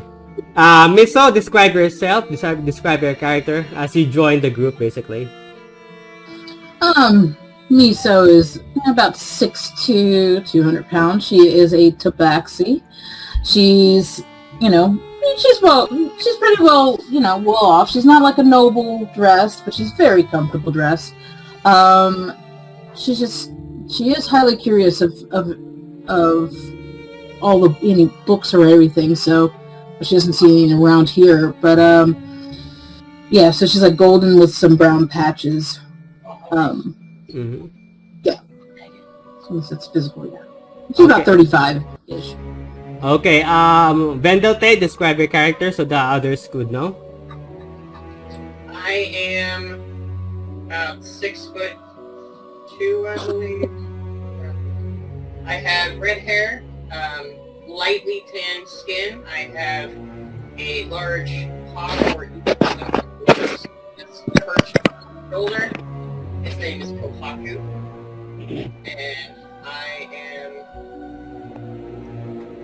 wearing grayish padded leather armor. And Mariana, describe your character.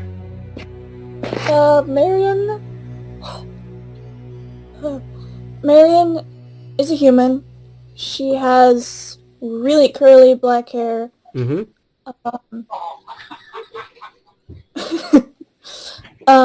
Which is all pretty up right now. Fair skin, she's like 5'2", and now that she's in a dress, you guys can tell that Marion is surprisingly kind of jacked. She looks strong.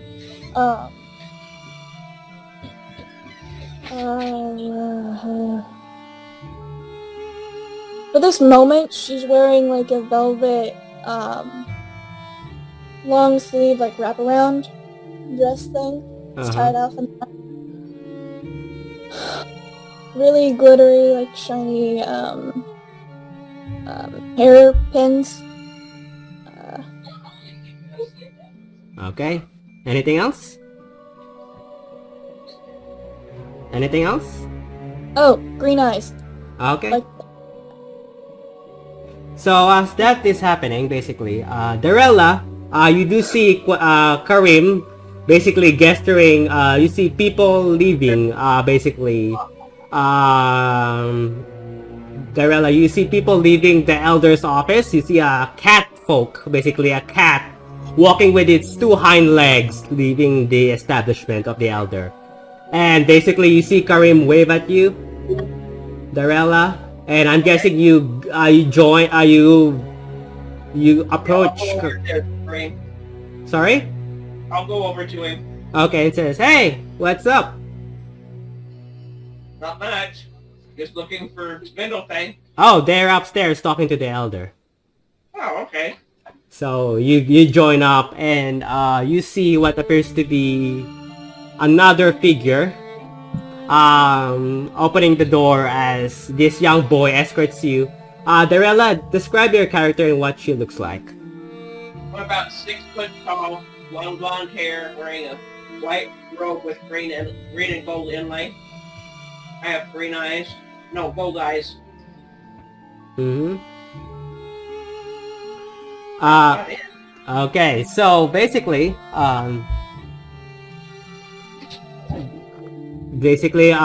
Qasim looks at you, Tawador, and says, "Should we help these people?" this is taking too long, so Marion's just gonna leave. Okay, Mariana leaves, basically. I'll follow her. Okay. Anyone else following? Yep. Who is I guess I'll follow too, but it's like, I need to know what's going on. I want to help, but I need to know what's going on. What am I doing? I'll I hear his just brother reach and over and tell you I'll explain on the way. okay. I will go and start following them closely. Okay. Qasim basically looks at the elder, gives a shrug, looks at you, Tawador, and says, "I guess we go follow them then. I'll keep an eye on them."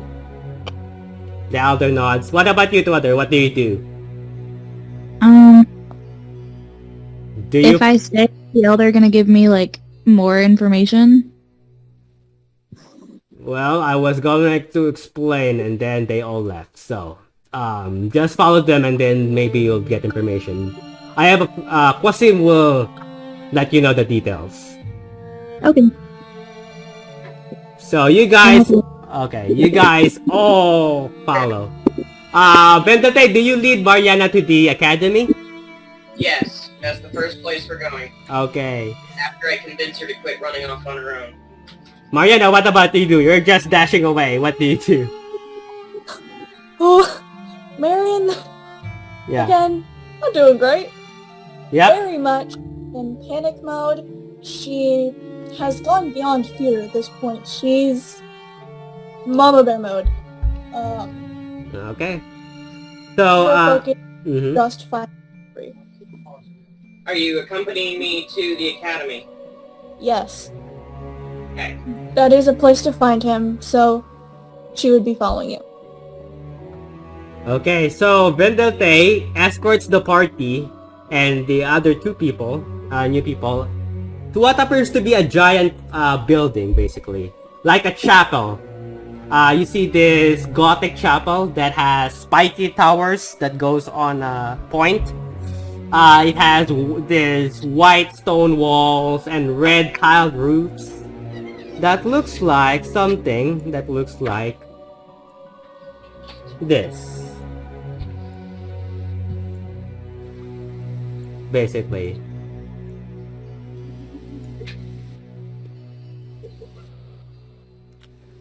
You see what appears to be this colossal structure, basically. I'm guessing you guys all go in? Yep. Yep.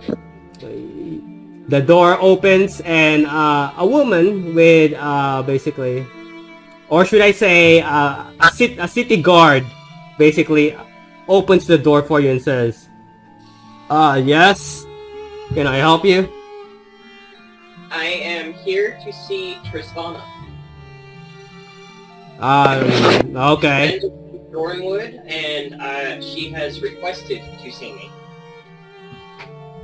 Fair enough. He opens the door, you guys go in. It's basically like, if you've seen Hogwarts, that's basically what the building looks like. It's cool. So it's basically like Hogwarts, basically.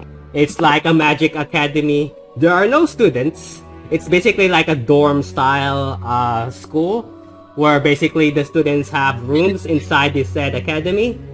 And considering everyone is partying, there is no one here other than the guard who just lets you in. Basically, the entire place is lit up by lanterns. You see what appears to be different rooms. Some look like classrooms. Some looks like places that is used for training people to use magical equipment or forms of magic. Basically, Miso and Toador, this is probably the first time you would see something that looks like this. And probably been to a gigantic, enormous, cathedral-like establishment, basically. So it's up to you if you want to do something in general, as you're being led to this. I think this was under different terms. I would love to study everything in this building, but I need to focus. And I'll just stick to, at a good pace behind Marion and her friend. Okay, so... completely impressed with how big the building is. Mm-hmm. Do not have anything like this back in the village that he came from. Nope. Considering you come from a small village, this is probably your first time seeing something that looks like this. But in the back of his mind, he's thinking, man, everybody that goes here could just pick up a battle axe and do so much more damage. Yeah, you notice that your battle axe is a lot more powerful than the one that you currently have, the great axe. And it's a lot lighter compared to the great axe that you have. But I think he would look down a little bit on magic users, because he really believes in brute force. Yeah. So as you guys are escorted in the office, you see this beautiful greenish wooden doors that curve into the top. The guard opens the door, and basically in there you see a circular office. On the middle of this office is a dark oak wood table, a red velvet chair, and sitting there reading what appears to be a paperwork are an elven woman. But this one has pale skin, as if light bluish pink skin, long white flowy hair, pointy ears, wearing this gorgeous white dress, basically. And she looks like... So you can let me guys know if you see it. Yes, I see it. Yes. I see it too. Okay, so you see this woman figure sitting and looks at her and says, hello, can I help you people? It looks confused. Yeah. Marion immediately goes up to her and explains the situation.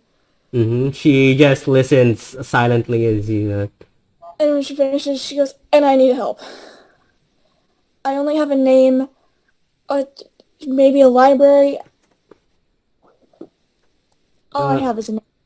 Okay, you said you're looking for your brother, correct? Avery Pomeroy. Yes.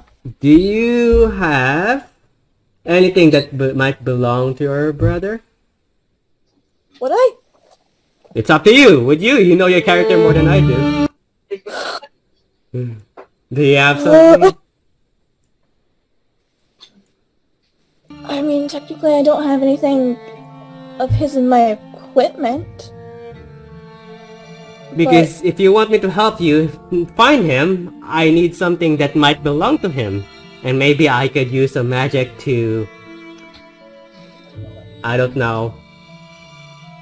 Detect where he is? The location spell? Something like that, yes.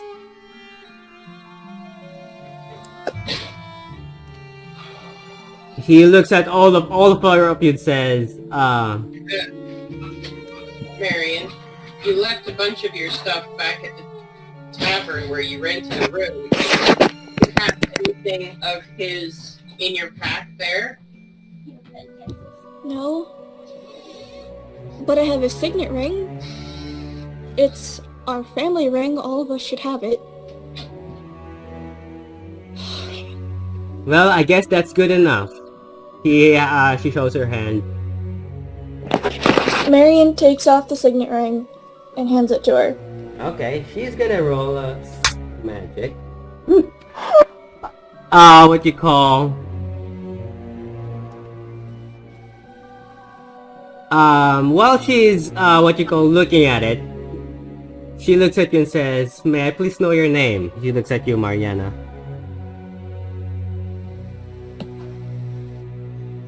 Marion Pomeroy. Nice to meet you. I'm pretty sure we'll find your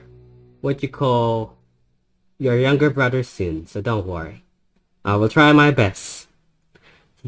She looks at you, Vendelte. You must be Vendelte then. How did you know that?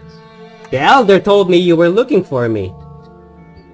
Well, that's because you sent a letter to my master and I came in his stead as he has passed away. I see. She's basically looking at the ring, while not even looking, basically focusing on your attention. She appears to be studying the ring, and you see her hand starts to glow, basically. And then, while doing that, she looks at you, Miso, and says, "Hello, and you are?" I'm Miso Draglin. My family and I came from a boat because we were trying to find information on my sister, but that's neither here or there. We'll come back to her after we take care of this thing. I'm just here for support and to help this lady find her brother, and I'll do whatever we need to help with that. Well, if that's the case, then hopefully we can find her with the same magic as I'm currently using. He looks at Kwasim and says, "Trisvana? Hello, Kwasim. Nice to see you too. And alive, apparently. I've heard we're being hunted." Trisvana this elven woman just nods with a smile, still studying the ring, and looks at you, Tuador, and says, "And you must be?" I'm Todor. I'm a toad. Came here on a boat. I'm kind of sticking with this guy for right now. "He's a student," you hear Kwasim says. "A student, huh? Anything else you want to say, Tuador?" Y'all's buildings are real fancy here. Thank you. After this long waiting tension, basically, Mariana, as you're praying to the gods, hopefully that they would find anything, Trisvana, the elven woman, looks at you and says, "Well, I have some good news and I have some bad news. Which do you wanna hear first?" Get the bad over with. Well, the bad news is, I managed to find him. The problem is he's not in the city currently. Fuck! Calm down. The good... That didn't fit you. If he's not in the city, that doesn't mean he's with your friend. Well, the thing is, considering I found him, chances are he's still alive. Now, I managed to find him. The only problem is he's from weirdly enough, his location is from a different plane. From another world. Fuck. From who? Language. Careful with the language, guys. Hey. And then she looks at you and says, she looks at all of you and says, "Well, the thing is, I think she is in the 9 hells. I have no idea how your younger brother ended up there, but he appears to be there. It took me a while, but I managed to find him. Now, 9 hells. going there is not gonna be easy, or impossible to begin with, but luckily for you, I have a portal.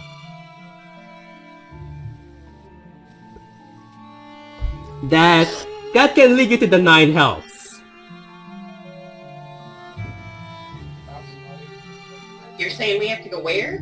9 hells. It is a place of devils, demons, monsters, creatures of the terrifying kind.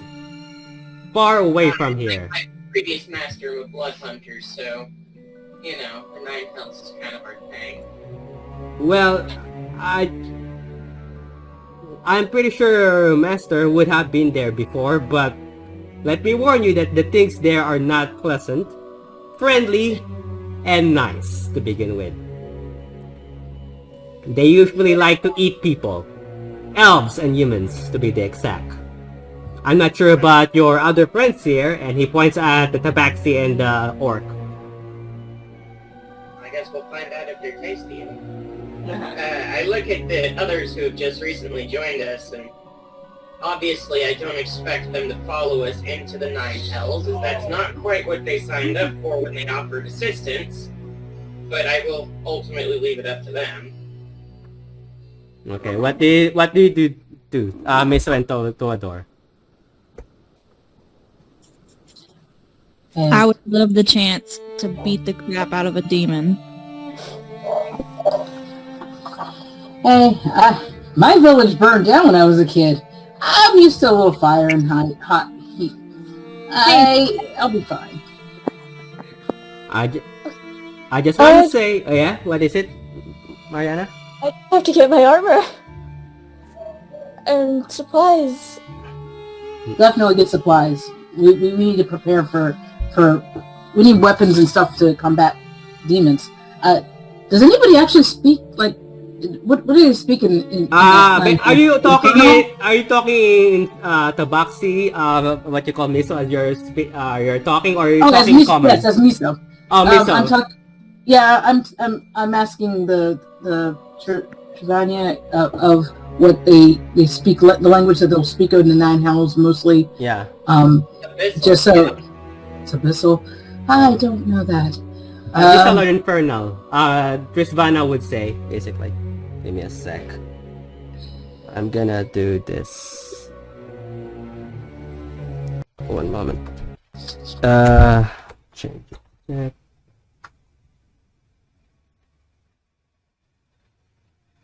One moment.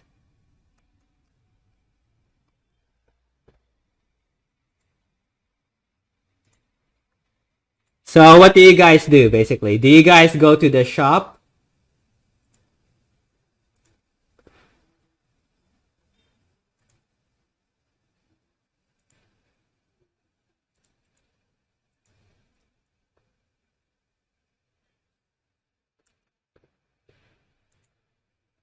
It's infernal. Yeah, basically it's abyssal or infernal, depending on what kind of creature you're currently talking. I do not speak infernal. Trisvana says that there's a store nearby where you can gather armor and buy magical items. So it's up to you what you guys want to do. Trisvana also looks at Mariana and says, "Don't worry, he's safe for now. I'll let you know the other details once you have prepared yourself for whatever these dangers might be, and hopefully that I could help you." Thank you. She nods and smiles. Marian's gonna take her signet ring back. Mm-hmm. And yeah, she gives it to you. And get her armor and stuff. Alright, so for those people buying items, are you guys going to the blacksmith or a magical shop? Because those two are different. Magical well, probably both. Let's go with, basically, guys... Yeah, who... I would mean magic and potion, or type of potions and stuff. Okay. I would like to... Okay, so for these people going to the magical shop first, you see a purple tent basically not far from the academy. And basically this is the academy that Bendelte and Darella and you, what you call Marianne, have seen before. You see what appears to be a human man that looks like Jafar from Aladdin. Says, "Welcome! How may I be of service? Looking for magical items, perhaps?" definitely looking for magical items. What do you have that would be beneficial to either a rogue or a blood hunter if they were going demon hunting? I have daggers, if you want that. I'm not sure about demons, I've never seen one myself. What kind of daggers? Well, these daggers are sharper compared to a typical, I would say, compared to a typical, normal, standard dagger. Better than a +1? Maybe. How much do these daggers cost, and do you have more than one of them? I only have one kind, apparently. Okay, only one kind, but are there one or two of them? I only have one, right now. How much? It is, currently, let me check, 360 gold pieces. Done. He gives it to you? And I will sell him back my normal... Okay, so get 1 gold back. Hold on, I gotta see if I have a normal dagger, or if it... Because I think you already sold your normal dagger before. Yeah, I gotta look and see which two I currently have, because I have 2 daggers. So basically, if you spend your time tuning to it No, for I an still hour... have one regular dagger, so I'll give him... I'll trade him back that one in exchange for the better one. Okay, so get 1 gold in return for that. 160 what? 359 gold, just pay 359, basically. The dagger is called an Assassin's Dagger. You get a +1 to bonus to attack, and you can make the creature DC Constitution save 18, and if it fails, he gets 4d6 damage from your attack, basically. So it's quite rare. We like you. So do you have anything for a rogue sorceress for combating demons? I do have a hat that makes you powerful. I'm not sure if, I also have a ruby that can spellcasters use. What is the hat? Let me check. For those people who are looking for something specific, just let me know. Question. Uh-huh. I had a ring. Yeah. And I had given that to... Yeah, for Avery. I would say for you would get your normal stuff back if you gave someone before. So basically you get. Good. So he gives you what appears to be a pointy wizard hat, basically. Okay. And he says that let's see here. Is that dagger homebrew? The dagger is homebrew. It's I posted it on the chat. It's an assassin's dagger. Unfortunately, I'm not sure if this is gonna work for you. He looks at you, what you call Darrell, and says, yeah, this is only for wizards. I'm not sure if you're a wizard. Sorceress. No, I'm a sorceress. Oh yeah, that's not gonna be any help, I'm afraid. I do have cloaks that makes you stronger. That's what you want. I have an what you call, if you're going demon hunting, I have a spell book that cannot be burned. Spell book that can't be burned. Oh, Does or- it have spell in it? I mean, I'm a sorceress. I do magic naturally. Well, that's true. He points at the one that looks like yours, the one of the war mage. Basically, I have that. Unfortunately, that's all I have.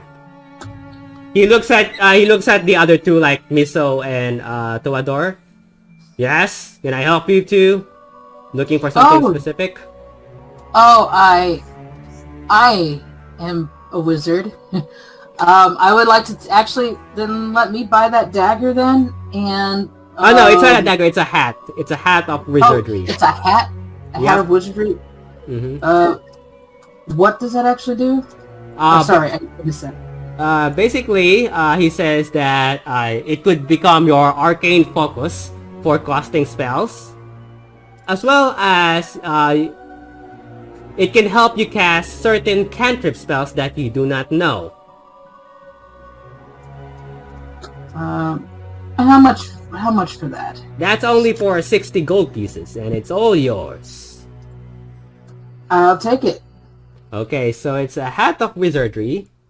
I'm gonna put the link, the description. Give me one sec. I also have potions if you have. Finally, I have restocked after so long. Yes, I'd like to look at it. And also, I don't know, internet character, do you have diamonds? Oh, I'm not a jewelry shop. I'm sorry. You have to go to a jewelry shop for that. I do have a ruby that can help you do magic stuff. He points at the ruby. I need some diamonds to do my magic stuff. I'm so sorry. Okay. Question, the diamonds that you require, are they consumed or do you just use them? I believe they're consumed in the spell. They have to be worth at least... It says material diamond worth at least 50 gold. It actually doesn't say it's consumed. Yeah, it's basically spells. If it requires a component, once you use the spell, the material disappears. It turns to dust. Okay, so I'll probably have to get some of those because I don't know if my component pouch would actually have any in there. I would say are you looking for a gigantic diamond or just smaller ones? It's probably smaller ones. It says it's worth at least 50 gold. 50 gold. Then I would say easily enough you could find a jewelry store nearby. Okay. They would have at this time they would have at least 2. So 250 gold worth diamonds. There's 2 of them. So is the one that he has, is that stronger than the one I've got? Basically it's just the size, because the bigger the powerful the spell is, the bigger the diamond needed. And that means the more expensive the diamond is. Considering he's only looking for something smaller, that means the spell is probably not as powerful as you might think it is. No, I meant the staff, the staff looks the same to you. So basically it's probably the same or weaker. Okay. Does he have any magical cloaks that I would benefit from? She looks at you and says, you do see a cloak that has an armor insignia in it. Okay, how much? 5,000 gold pieces. I'll take it. Okay, so if you take time, it is a cloak of protection +2. You add +2 to your AC. So keep track that it requires attunement. You can only attune 3 items at the same time. This would be my 3rd item. Okay, so now you're fully stacked. So it is in D&D Beyond. What about the rest? Torador, what are you looking, Misa? Protection and stuff like that. You do see a ring that has a shield emblem in it. Okay. And he says it's 5,000 gold pieces. So it also must be a... Chances are it is the same thing. as cloak. Do you buy it? Yes, I will take it. Okay, so it's in D&D Beyond, and it is a ring of protection +2. It adds +2 to your AC. He looks at you, Towador, and says, "Anything else? Anything you want to buy?" I got a question. So when I was a kid back in the village, sometimes we would get wizards that would come through, and they told us stories of bags with magic beans in them. Do you have any magic beans? Magic beans, huh? Beans. No, Like a bag- but I do have something useful. I don't have beans. I don't know why you need beans in the magic shop. No, I don't have beans. When we were kids. He points at your sickle. I do have a sickle that can basically that can make plants grow if you're looking for beans. Yeah, I'll take that. I'm not gonna trade you my old sickle though. I'll just carry both. Okay. It is 2,500 gold pieces. Oh, that's a lot of gold. It is powerful. Well, he starts counting on his fingers because he wants to get armor too. Yep. So, yeah, I'll take it. Yeah. Is someone asking a question? What is it? I hear someone. Oh, no, I was waiting for Twitter because I had one last question for them. Okay, just ask away if you guys have away. I'm Oh. currently looking for the sickle. One moment. Oh, okay. Because it was the spell book, and I was interested in the one The spell book is is 100 gold pieces. It is an enduring spell book. Oops, nope, not that potion. Then I'll have any I'll take sort of healing or anything that would be beneficial to assist other people during battle. Oh no, wait. Sickle. Just one moment. Oh, it's a sickle of palan control. There you go.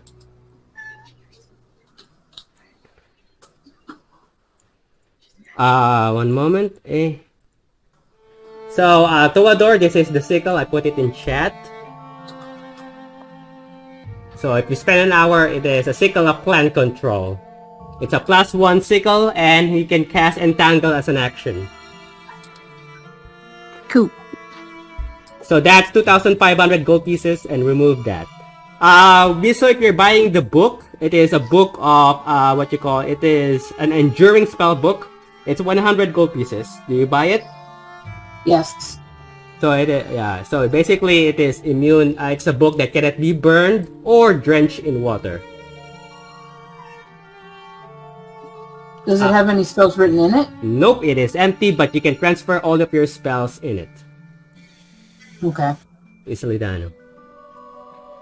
For armor, I do have an armor that makes you go in underwater if you want, but that's the... I also have a shield.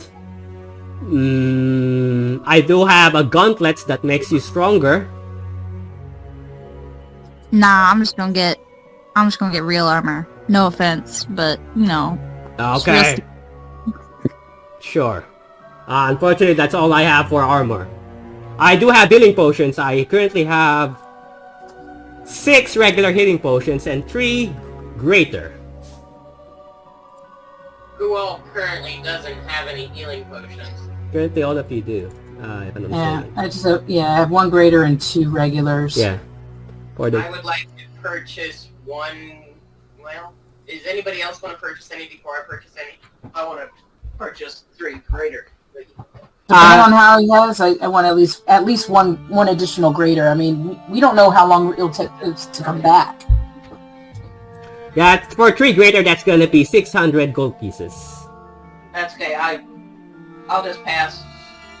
Okay, so for the person who's buying, remove 600 gold pieces for the That was greater. irrelevant. She changed her mind.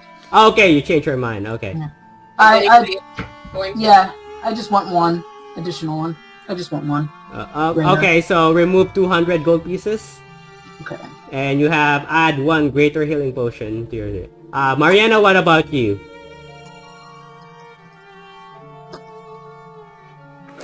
Marion isn't at the shop. She is heading to the inn to get Yeah. her stuff. Hagon meets you there, basically, and says, I found the library. They did not let me in considering I was an orc. They thought I was scary and said to go away. Yeah. Um, The figures. She explains everything at the same time that she's dragging him. Do you want me to her. come, or do you want me to keep looking? He's in the 9 hells, so I don't think you're gonna find him here. Oh, that's terrible. Do you want me to come then? I'll need everybody I can get to find him. I can stay here and find about the woman that tried to kill Wyvern if you want. I really want to find that person and kill her myself. I think that's better. 2 stones at once. Good. I'll let you know if I find any. Let's meet up here by the time you're back. And please, for the love that is always good, be careful.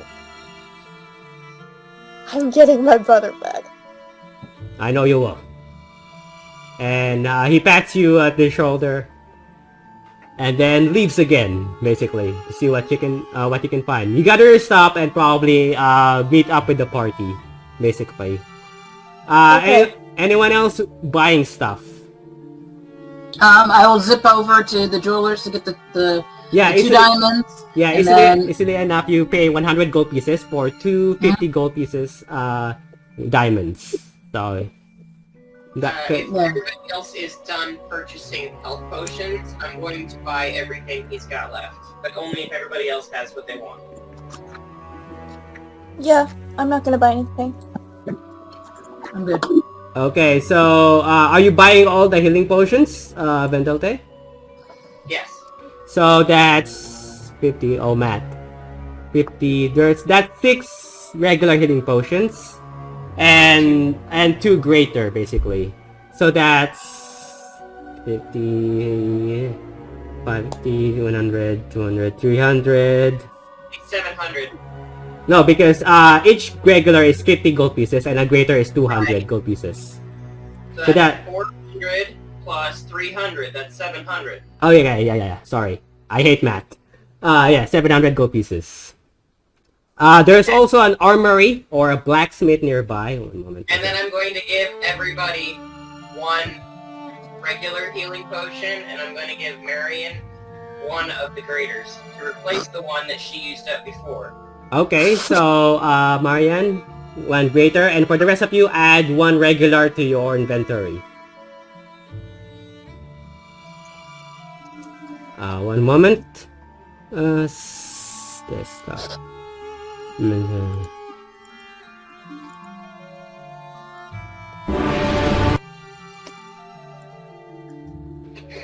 Anyone else wanna buy stuff? There is an armory nearby. Do you guys wanna look for armor? I would like to see if they have better armor than I've got, though I doubt it. I believe it requires... Yeah, currently you have the highest one, which is the studded one. And that's basically what you can wear technically, unless you want your stealth to be compromised or to be blown. One moment. Yeah, if I music. put medium armor on, although I'm proficient in it, it would hurt my stealth. Mm-hmm. But I'd like to buy how some. much stealth am I gonna need in the 9 hells? Currently, you have none of you have been to the 9 hells, and this is new territory. Very new territory. You've read. Some of you have read books. Miso, Vendelte, I would say, Darella. I would have read a lot of books. Yeah. From your mentors or from basically from Miso, from your sister. None of the news are pretty. Basically, it's like it's literal hell.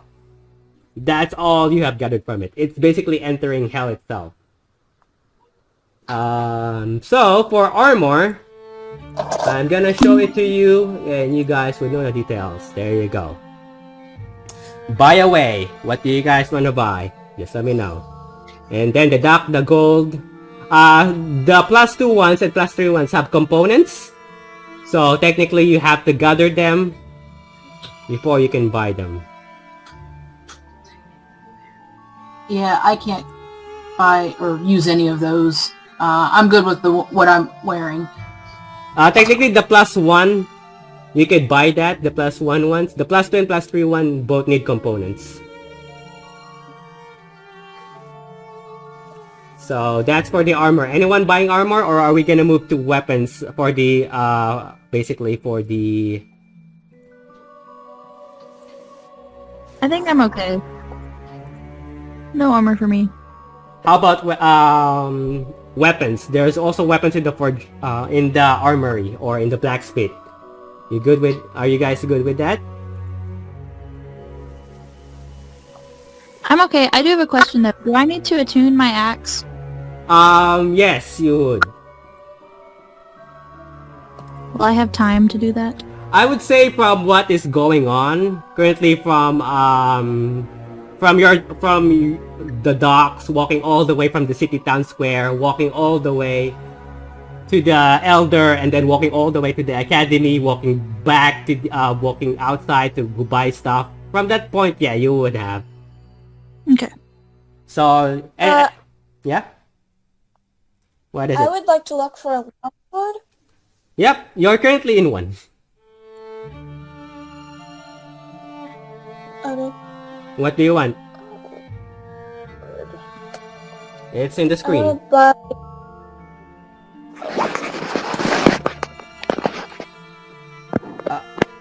Currently, you have studded. Also, Vendetta and Darella, you have materials that you can give to the party to improve their armor. So, components. Look at the components. I still have dragon scales, don't I? So, Yep. So, it's up to you. As well as you have ores. So, keep that in mind if you want to share them. I'm not home where I can see my list of other items, but probably next session I'll be on my own computer.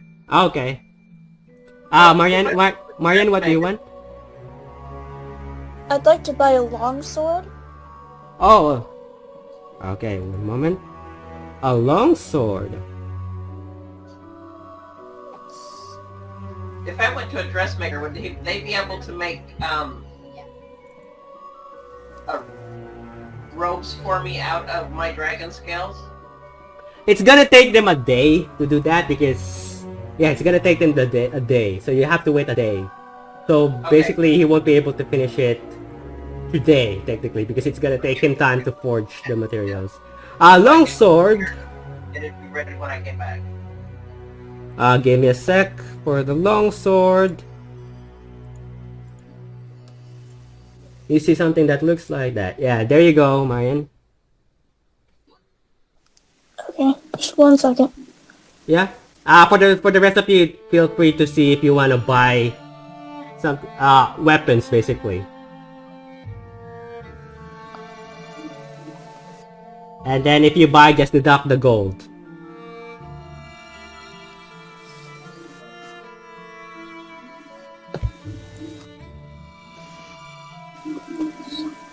There we go. Okay, I can use that. So does the +1 rapier need to be attuned? No. It is magical, but +1 weapons, technically you don't need to attune to them. Okay, so I'd like to buy a +1 rapier. Okay, just deduct the gold. And 2 +1 daggers. Okay, easily enough. Just deduct the gold to your inventory. Anyone else buying weapons, or are we all good? I'm gonna get How much was it? The rapier +1 is it when you buy is 127 gold, and the dagger +1 is 104 gold pieces each. Marianne, what do you want to buy? the +1 longsword. Yep. The +1 longsword is 217. Okay.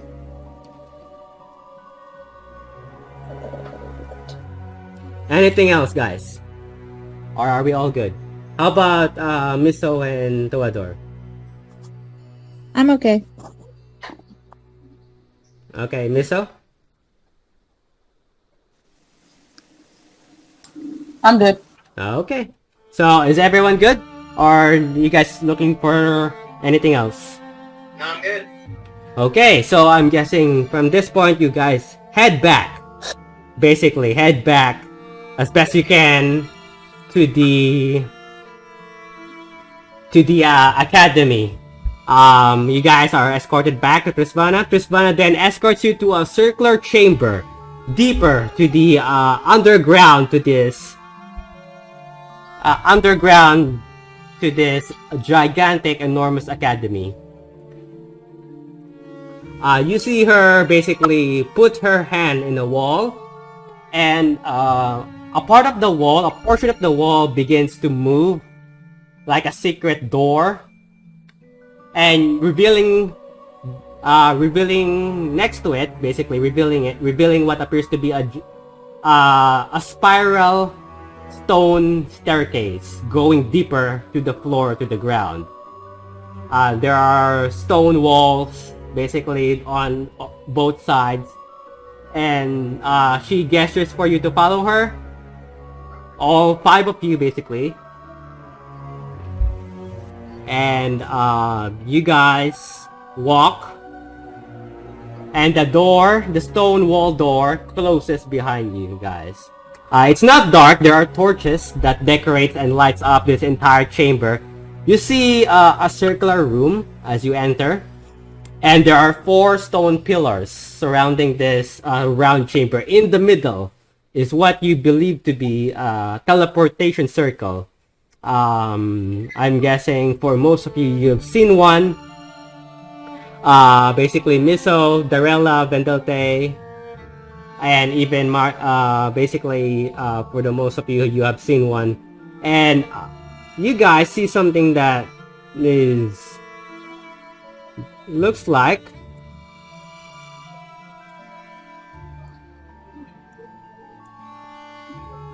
So I would like to inquire to Trispana how it is we're coming back. well, I would explain to you how the teleportation circle works. By the time you step in, it will automatically teleport you to the 9 hells. Straight to the 9 hells. And you would see beneath you, standing where you're standing from the 9 hells, is the same portal. To go back, just step into the portal again, and it will teleport you back here. Easily enough. So if we get lost down there, we're SOL. What? Sorry? What did you say? I said, so if we get lost down there, we're SOL. Well, getting lost is gonna be the least of your problems. No, getting lost would be the worst of our problems, because then we couldn't escape everything that's down there.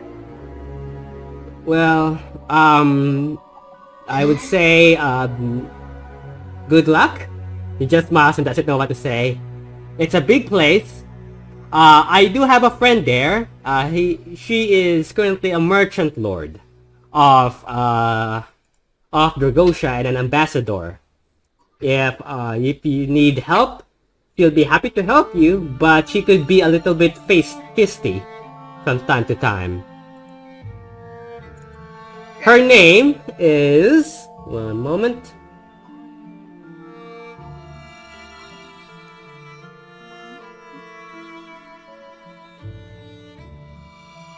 Her name is Lady Ezerin.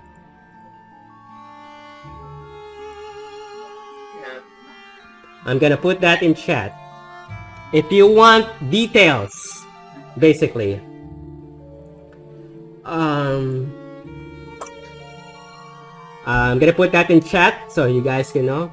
He looks at you, Marianne, and says, "Your brother appeared to be in somewhere in the first 9 hells, in a place called the Brass City. By the time you teleport, you would be a few feet, I would say more or less a mile, from the Brass City. So it's not far. You would see it by the time you teleport. And it's a walking distance from the teleportation circle to Brass City. Now, listen to me. Well, Marian, as far from the information I've gathered, I think your brother, if he is still alive at this point, is in the place called the Embassy. And for some reason he's there. I have no idea why, but if I'm not mistaken, if there's anyone I know who could lead you to there, it has to be Lady Ezerin. She has connections and she is a countess of the Dark Council. So talk to her if you want to go into to the embassy. I will. Thank you. Now, a piece of mind and a piece of warning to all of you. 9 Hells is a different place from our world. The people there, or should I say, the things there are not nice. They're devious, they're tricky, and they're deadly. Avoid fighting if you can, and do not cause trouble if you can. Because the things there do not follow the same law as we follow here. They will take advantage of you, especially humans and elves. That goes for... He looks at you, Marian. He looks at you, Vendelte, and he looks at you, Darella. That goes for all of you. For the rest of you, he looks at you, Miso and Toador. I'm not sure. But be cautious and only fight when you need to fight. Vendelte, you also remember that you need one component from the book, from the ritual. And that is a horn of a devil. And guess where you're going? The 9 hells. Place full of devils. And it has to be a pit fiend horn, if you look at your notes, basically. If you look at your book, it has to be a pit fiend. Now, you know that pit fiends are powerful devils. And they're not, they're probably like nobles in your world. So who knows? After that, Chrisvana gestures for all 5 of you to step in the circle. Wait. Before we step into the circle, can you make sure, like, I'm here with my family. Can you send a message to the elder to make sure he contacts my brother and family, so they know that I've gone to help, and just tell them I've gone to a different plane, but don't tell them exactly which plane. Yes, I'm pretty sure they will panic if they find out you're going straight to hell. Yeah. Maybe I'll let the elder know, but I'm not sure if telling your family about going to hell is a good idea. Yeah, but they need to know because our sister disappeared somehow similarly. I would happily do that for you.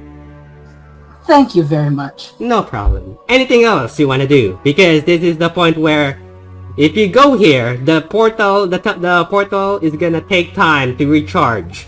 And it's gonna take hours before you can head back. I think we're set. Yeah, hours versus days is better. Wait, when it's recharged, has anybody else gone out recently through this portal? No, Because, it's been a while since this portal has been used, and Okay. It's been a while since I've been to the 9 hells, and my stay there wasn't pleasant, so yes. Where did you say that we could find Lady Ezra? Speaking of that, she grabs a ruby on her bag, hands it to you, Vendelte, and says, "Follow the ruby. The ruby will light up every time you're close, and it will faint every time you're far away. The ruby will direct you to the right path. And once you see her home, you would not miss it. It's like a giant castle. Lovely. Like I said, please, for the love of that is holy, be careful." She steps away from the circle. "Please.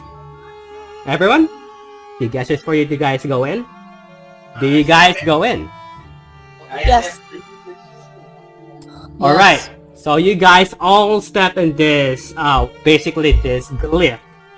The sigils and the symbols of this embedded on the floor starts to glow, and then suddenly everything around you starts to shift and change. The walls of the academy starts to fade, and you just see colors. And you have this feeling as if you're riding a roller coaster. Your insides becomes dragged out, as if you're flying, and you have that butterfly feeling as the colors around you begins to shift and change, and then you just see red. Different shades and hues of red. And then suddenly, the temperature starts to rise. Twice as worse as a desert. Damn side, I like heat a lot. You more than- start to sweat a lot, especially for the people wearing thick and heavy armor. It starts to sweat. And you just see the red light all around you. And then, as your eyes begins to adjust, you see something that looks like this. Basically, the floor around you starts to change into this, basically, ashen, rocky substance, like dirt, but more of rocky ash, black ash. You start to hear what you believe to be lava, or molten rock just melting on the corner. And you see something from the distance as you guys teleport in what appeared to be a barren wasteland. And from the distance, you see something that looks like... oh no. Looks like this. As you enter what appears to be the City of Brass. Let me guys know if you see it.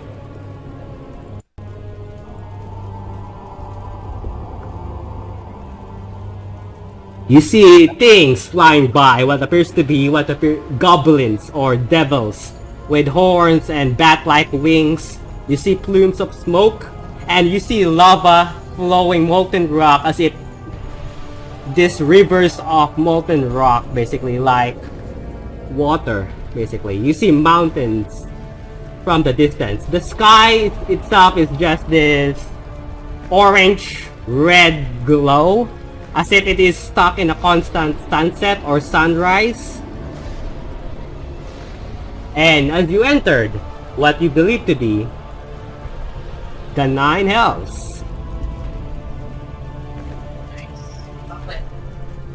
Alright, well, I'd like to not hang out here any longer than is necessary. I am going to let them know, however, I am in need of a horn 50. And I don't suppose we'll find one upstairs. You also see that where you're standing at is the same portal circle, the same insignia circle embedded on this molten rock, basically. Okay.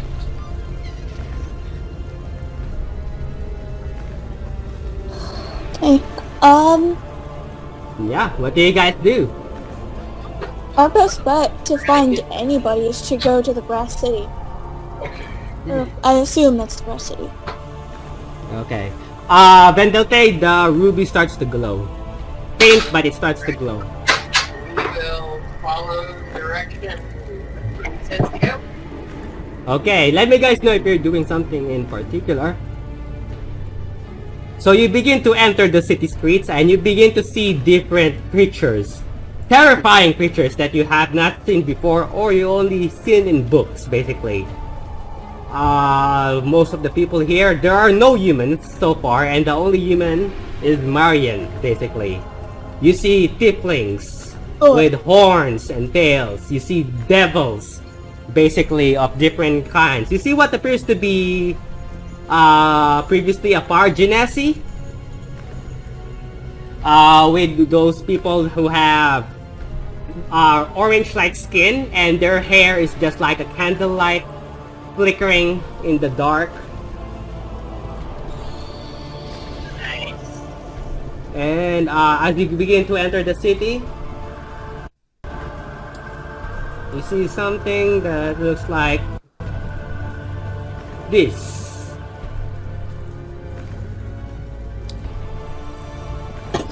Has anybody noticed us in the city? Yep, people are looking at you like you're tourists. And some of the looks are not friendly. They look like they want to eat. You see a devil licking its tongue and drooling. They look like some of them look like friendly looks. The others don't, basically just mind their own business.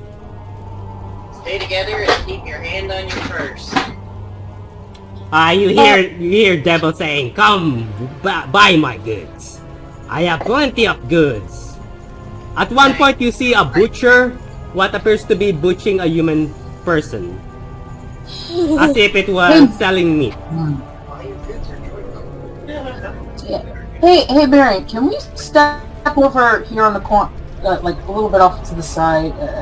I want to actually cast minor illusion on you so that you're not as human looking, like maybe as if you had some sort of horn or disfigured kind of demon horn kind of thing. It won't pass muster, but at least you won't stand out as blatantly. Yeah. Also, Marion is gonna braid her hair and make it like somewhat loose so that it like covers her ears. And maybe change the color of her skin too, to a to like green. Yeah. I don't know, greenish sound good or whatever color, just not, a blatant human colored skin color. Make me look like a tiefling? I think between prestidigitation and minor illusion, that those cantrips could work, right? Just together. Basically, all of us just kind of get in the alley because she's the most vulnerable out of all of us. I am the squishy human. You're the shortest of all of us, and also you're the more blatantly tastier looking. Yeah! So let's not make you tasty looking. So currently, Marian is the only human you see. And the humans that you currently see are being butchered currently in a shop. Being butchered by what appears to be a pig. Standing in its two hind legs. Looks like an orc, but has a pig head. Has two tusks coming out, red glowing eyes, and appears to be butchering with a butcher's axe. Appears to be a human man. So, if you're using minor illusion, Miso to Marian.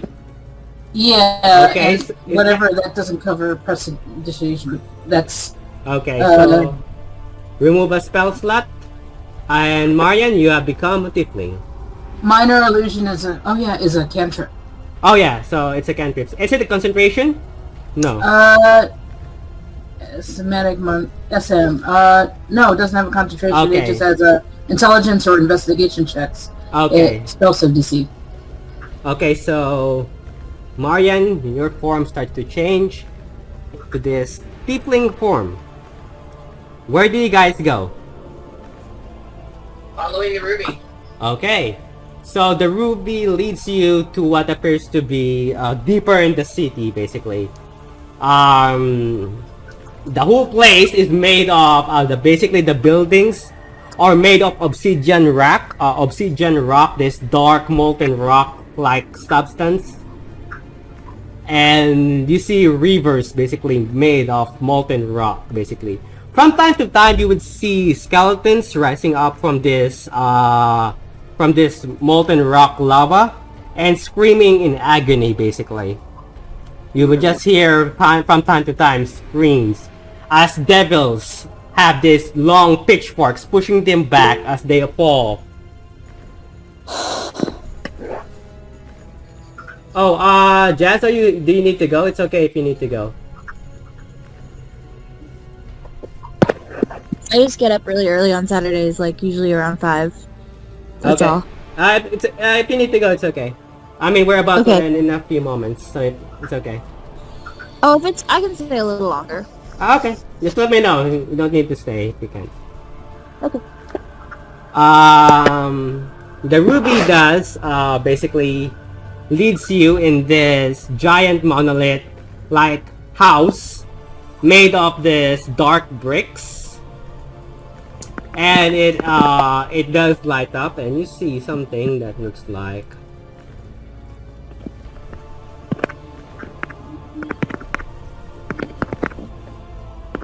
this. Is that her house? From the looks of it, yeah. There's this reddish smoke. Alright, so we're gonna go knock on the door. Basically, there is a doorbell, or the knocker looks like a devil's mouth. Basically. What? Wasn't?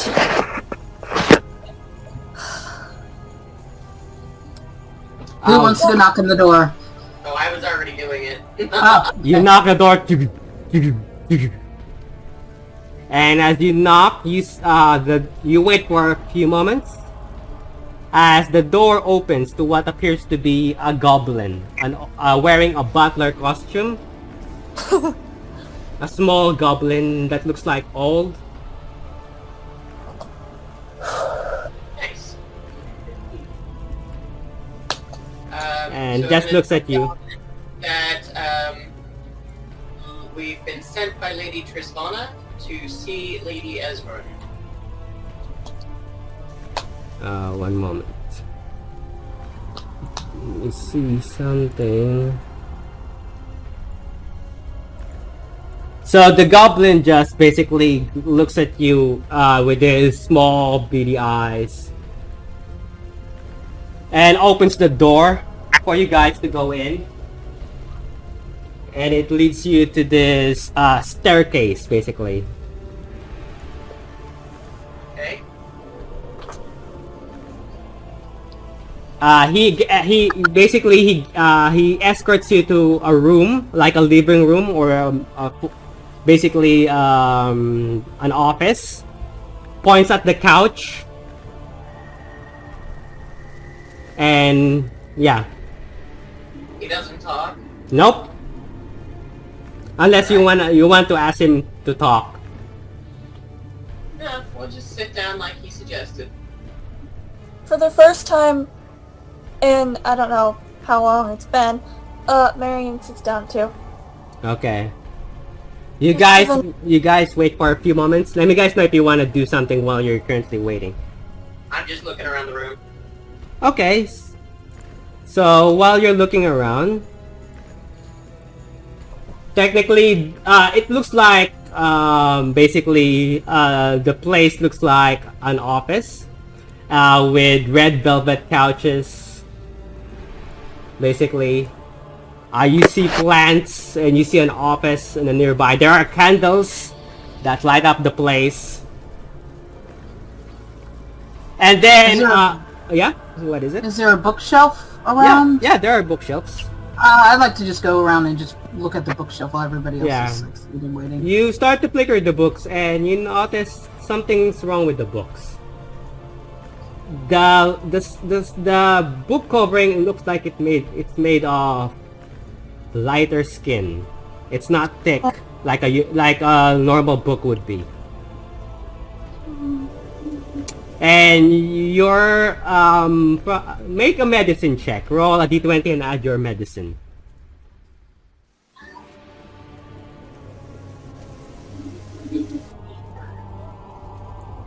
$16 total. 16. They appear to be human skin. So, yeah, saw that one coming. The book covers all appear to be human, made of human skin.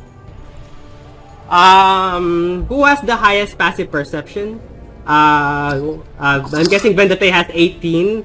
Who has 18 or higher? Passive perception. Check your character sheets. Yeah, mine is 18. Anyone? 14. No, only 14. Mm-hmm. Yep, mine is just under Vendelte's. Okay. Mine is 9. Okay. So, Vendelte, you hear something giggling from one of the corners of the room, like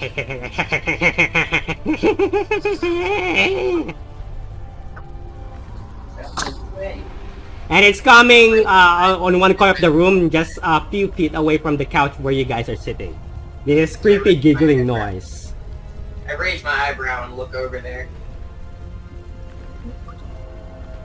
And you just see a faintly, basically a faintly form, and then it's like it's invisible, and then it starts to shift and appear right in front of all of you, and you see what appears to be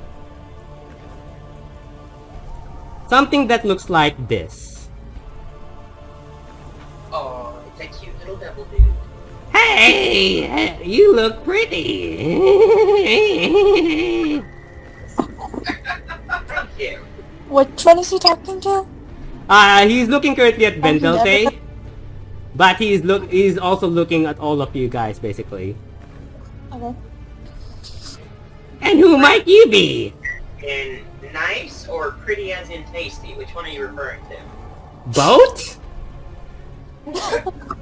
It's been a while since I have elf blood. I promise my bite is worse than my bark. I wouldn't try He just laughs. Marion just glares at him. Oh, a tiefling, huh?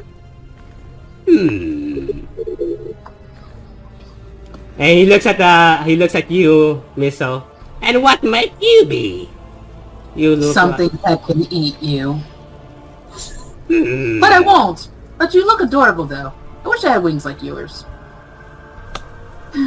Sadly.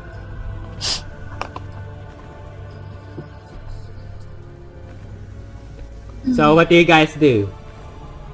We're just waiting. Okay, so as... Psychotic little devil dude. I'm actually, I gotta head out, guys. Okay, yeah, it's okay. Thank you for having me. We'll see you next week then. Yeah. Okay. Thanks for training. Have a good night, Jazz. Thank you. You guys too. Bye. Bye. Bye.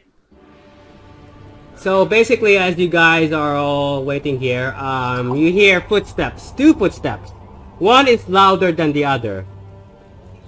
And you see what appears to be another female figure appearing, and appears to be a tiefling of some kind. Oh no. And you see this woman, blue skin, wearing a black dress with gold trim, horns, reddish eyes, and white braided hair, basically. And she appears to be holding a chalice or a glass cup that has a gold trim in it, and it appears to have red wine. And escorting her is a giant figure, this abomination, this humanoid figure, but it looks like what you believe to be a construct, Marian, but it's made of human flesh. So it's basically like Frankenstein.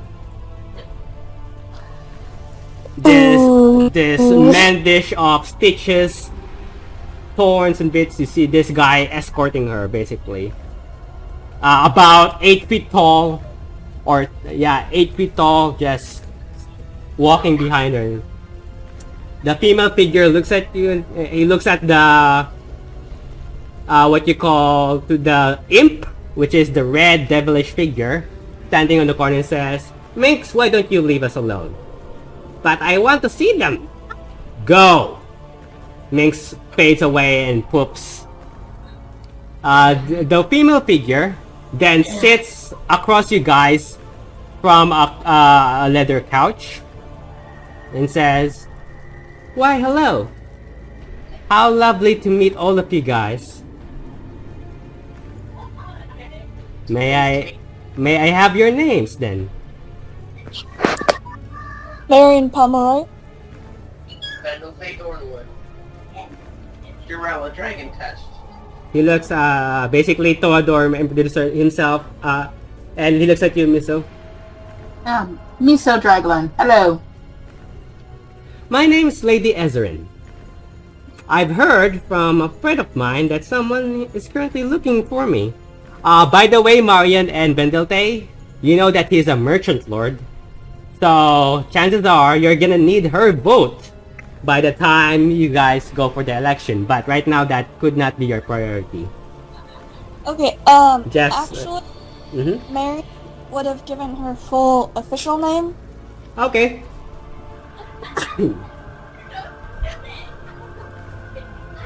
So,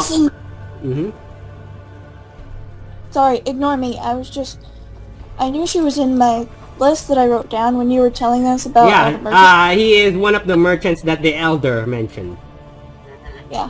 And that means you need her vote. Okay. To win the election. She crosses her legs and says, "Do you mind to drink some beverage?" As much as I would hate to decline, we're actually in a little bit of a hurry as someone's life is on the line. Okay, I see. She crosses her legs. Then I'm Marion listening. at this point is going to explain everything. She nods. Include an example of the marriage she had with this guy, and she also describes Boyd. And you want...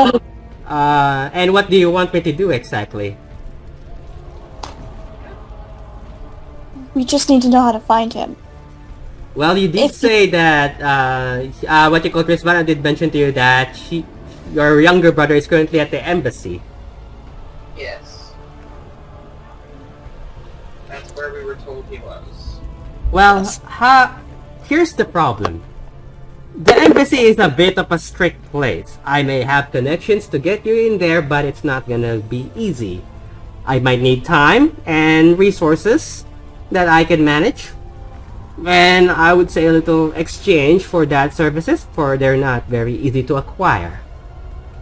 I am willing to pay for anything that you need, but time is something we are short on. Well, Until morning. that's a shame. But I can technically escort you there by the end of the night. If you could do something for me, it is gonna take time, though. Anything you need, we will do it right away. Excellent. She just leans in her, what you call holding her cup. Basically she wiggles her glass cup as this red liquid tickles, and you see the what you call this behemoth of what you call abomination approach her. Basically raises an arm, what appears holding on his hand. This abomination, it was what appears to be a decapitated human arm, basically. Oh no. That is dripping in red blood, and squeezes it on top of the tiefling's basically chalice, as red thick blood starts to pour in it, and then she sips on it. So right now she continues. Wait, how big is this arm? It's like the abomination. It's like a log. Oh, I mean the arm that he was squeezing the blood. No, it appears to be an adult male. Okay. So you're like, oh no, and then like, oh god. She has a moment where she's like, oh shit. So he basically he drinks, and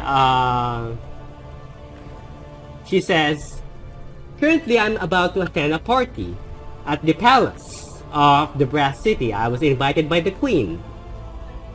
The problem is, the queen took something from me. A ring that belonged to me for a long time, and I want it back.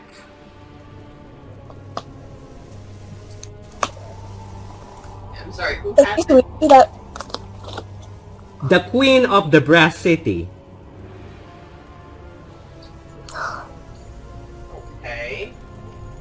Okay. I'm guessing it has to be somewhere around her chambers, but I don't want to steal that considering I have high connections and my position could be in grave danger if I do something stupid like that. But technically, she automatically suspects that it's you? well, she knows that that belongs to me because she took it from me, and I want it back. It's a silver ring that has 3 small gems embedded in it. The moment you see it, you know it's mine. If I'm not mistaken, it is currently kept in her quarters. Now, like I said, I'll be attending a party very soon. Or in this evening. I could have you guys as my guests with me and say that you guys are like my bodyguards. And your mission, while I'm doing my own thing celebrating the party, is to sneak your way into the palace, go to her chamber, and grab the ring. By the time you grab the ring, you head back to me and bring the ring back. Once that's done, then I'll happily escort you to the embassy. And you won't have any problems there, and you can do what you need to do. I But can steal the ring if I know its location. oh, don't worry, I'll escort you to the palace and the embassy, so you wouldn't have to worry about finding it. I just need to know where in this palace her chambers are located. Well, I don't know, because I never been there, considering she would not allow me to be there. So you have to find it yourself. That's the fun part. Now, the thing is, I don't want... How would I say this?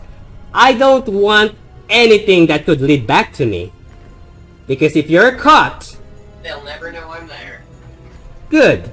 Because if you do get caught and get executed, then this conversation never happens. And we never had this conversation. And I would not save you if you get executed there by trespassing. So I don't want anything that would lead back to me. Understood? Crystal clear. Any questions?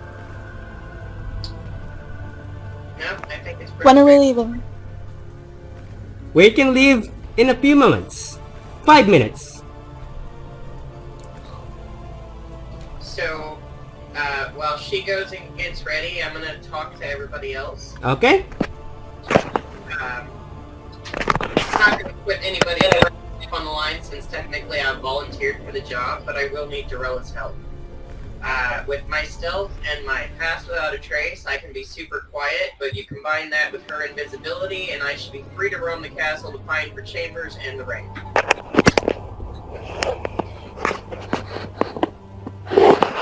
So, I don't want to put anybody else in danger, so if we get caught, you know, beheadings, horrible things happening. The rest of us can attend the party with, Lady Ezrin. That would be great. That way, you know, maybe they won't miss just one of us missing if she says all of us are her bodyguards. Yeah. And that way some of us can, keep an eye on where the queen is. Make sure you can, like, go back. Just make sure that you do not aggravate the queen, and because if she finds out you're stealing something from her, then I'm guessing... Oh no, I'm meaning like... Testing it while we're there. Okay. We're just gonna go in and look inconspicuous for a few minutes, and then Dorella's gonna turn me invisible, and I'm gonna pass without a trace, and head in and look for it. So what are you currently doing as this conversation is going? Right now, I'm trying to figure out the best way to keep Marion from being discovered as human. And I because have a disguise kit. please use it on her, because my spell is going to wear it off. Really, it wouldn't pass much muster. So we need something more thicker than just a minor illusion. Yeah. Yeah. I will use my disguise kit to make Marion look more like a tiefling. Yeah, and I Okay. think with prestidigitation, like, I can add an odor, not, it says like just an odd odor, but basically so she doesn't smell like a human. Okay, easily enough. So she could smell. Sulfurous, that'll cover anything. Yes, and that would be like a common thing on there, and that should at least not draw her too much attention. That would be present. It seems like everybody else is okay. It's just not her. Humans seem to be quite a delicacy here. Too much of a delicacy. Yeah. Okay. So yeah, you now look like a tiefling. That's not like one. And smell like one too. I'm surprised Lady Ezrin didn't point that out either. Yeah. Are you guys talking loud to her in front of her about this conversation? No. We're just This like is a close up hushed whispering. conversation. Mm-hmm. Okay. Didn't she leave? No, She's yeah, currently she does leave. Yeah, we were talking after she left. Okay, got it. Yeah, no. Yeah, got it. So, anything else as you guys plan? No. Okay, so basically, she does leave her quarters now, basically dressed and prepare for the event. She does escort you outside her house or her palace, and waiting for you is basically a cart made of this dark molten ashen wood and this metal wheels. And what basically the one carrying it is not a horse, but the gigantic abomination attached to its waist with chains, and he appears to be the one carrying the cart. The goblin opens the door for Lady Ezrin. Lady Ezrin hops down. Yes, what? So, did Marion gather that this guy is a construct? Or was Yeah, that he just like- appears to be a construct of some kind, but it's made of human flesh. Okay, cool. Basically, Lady Ezrin gestures for you guys to go in the party, go in the cart, and it would be big enough to fit all of you.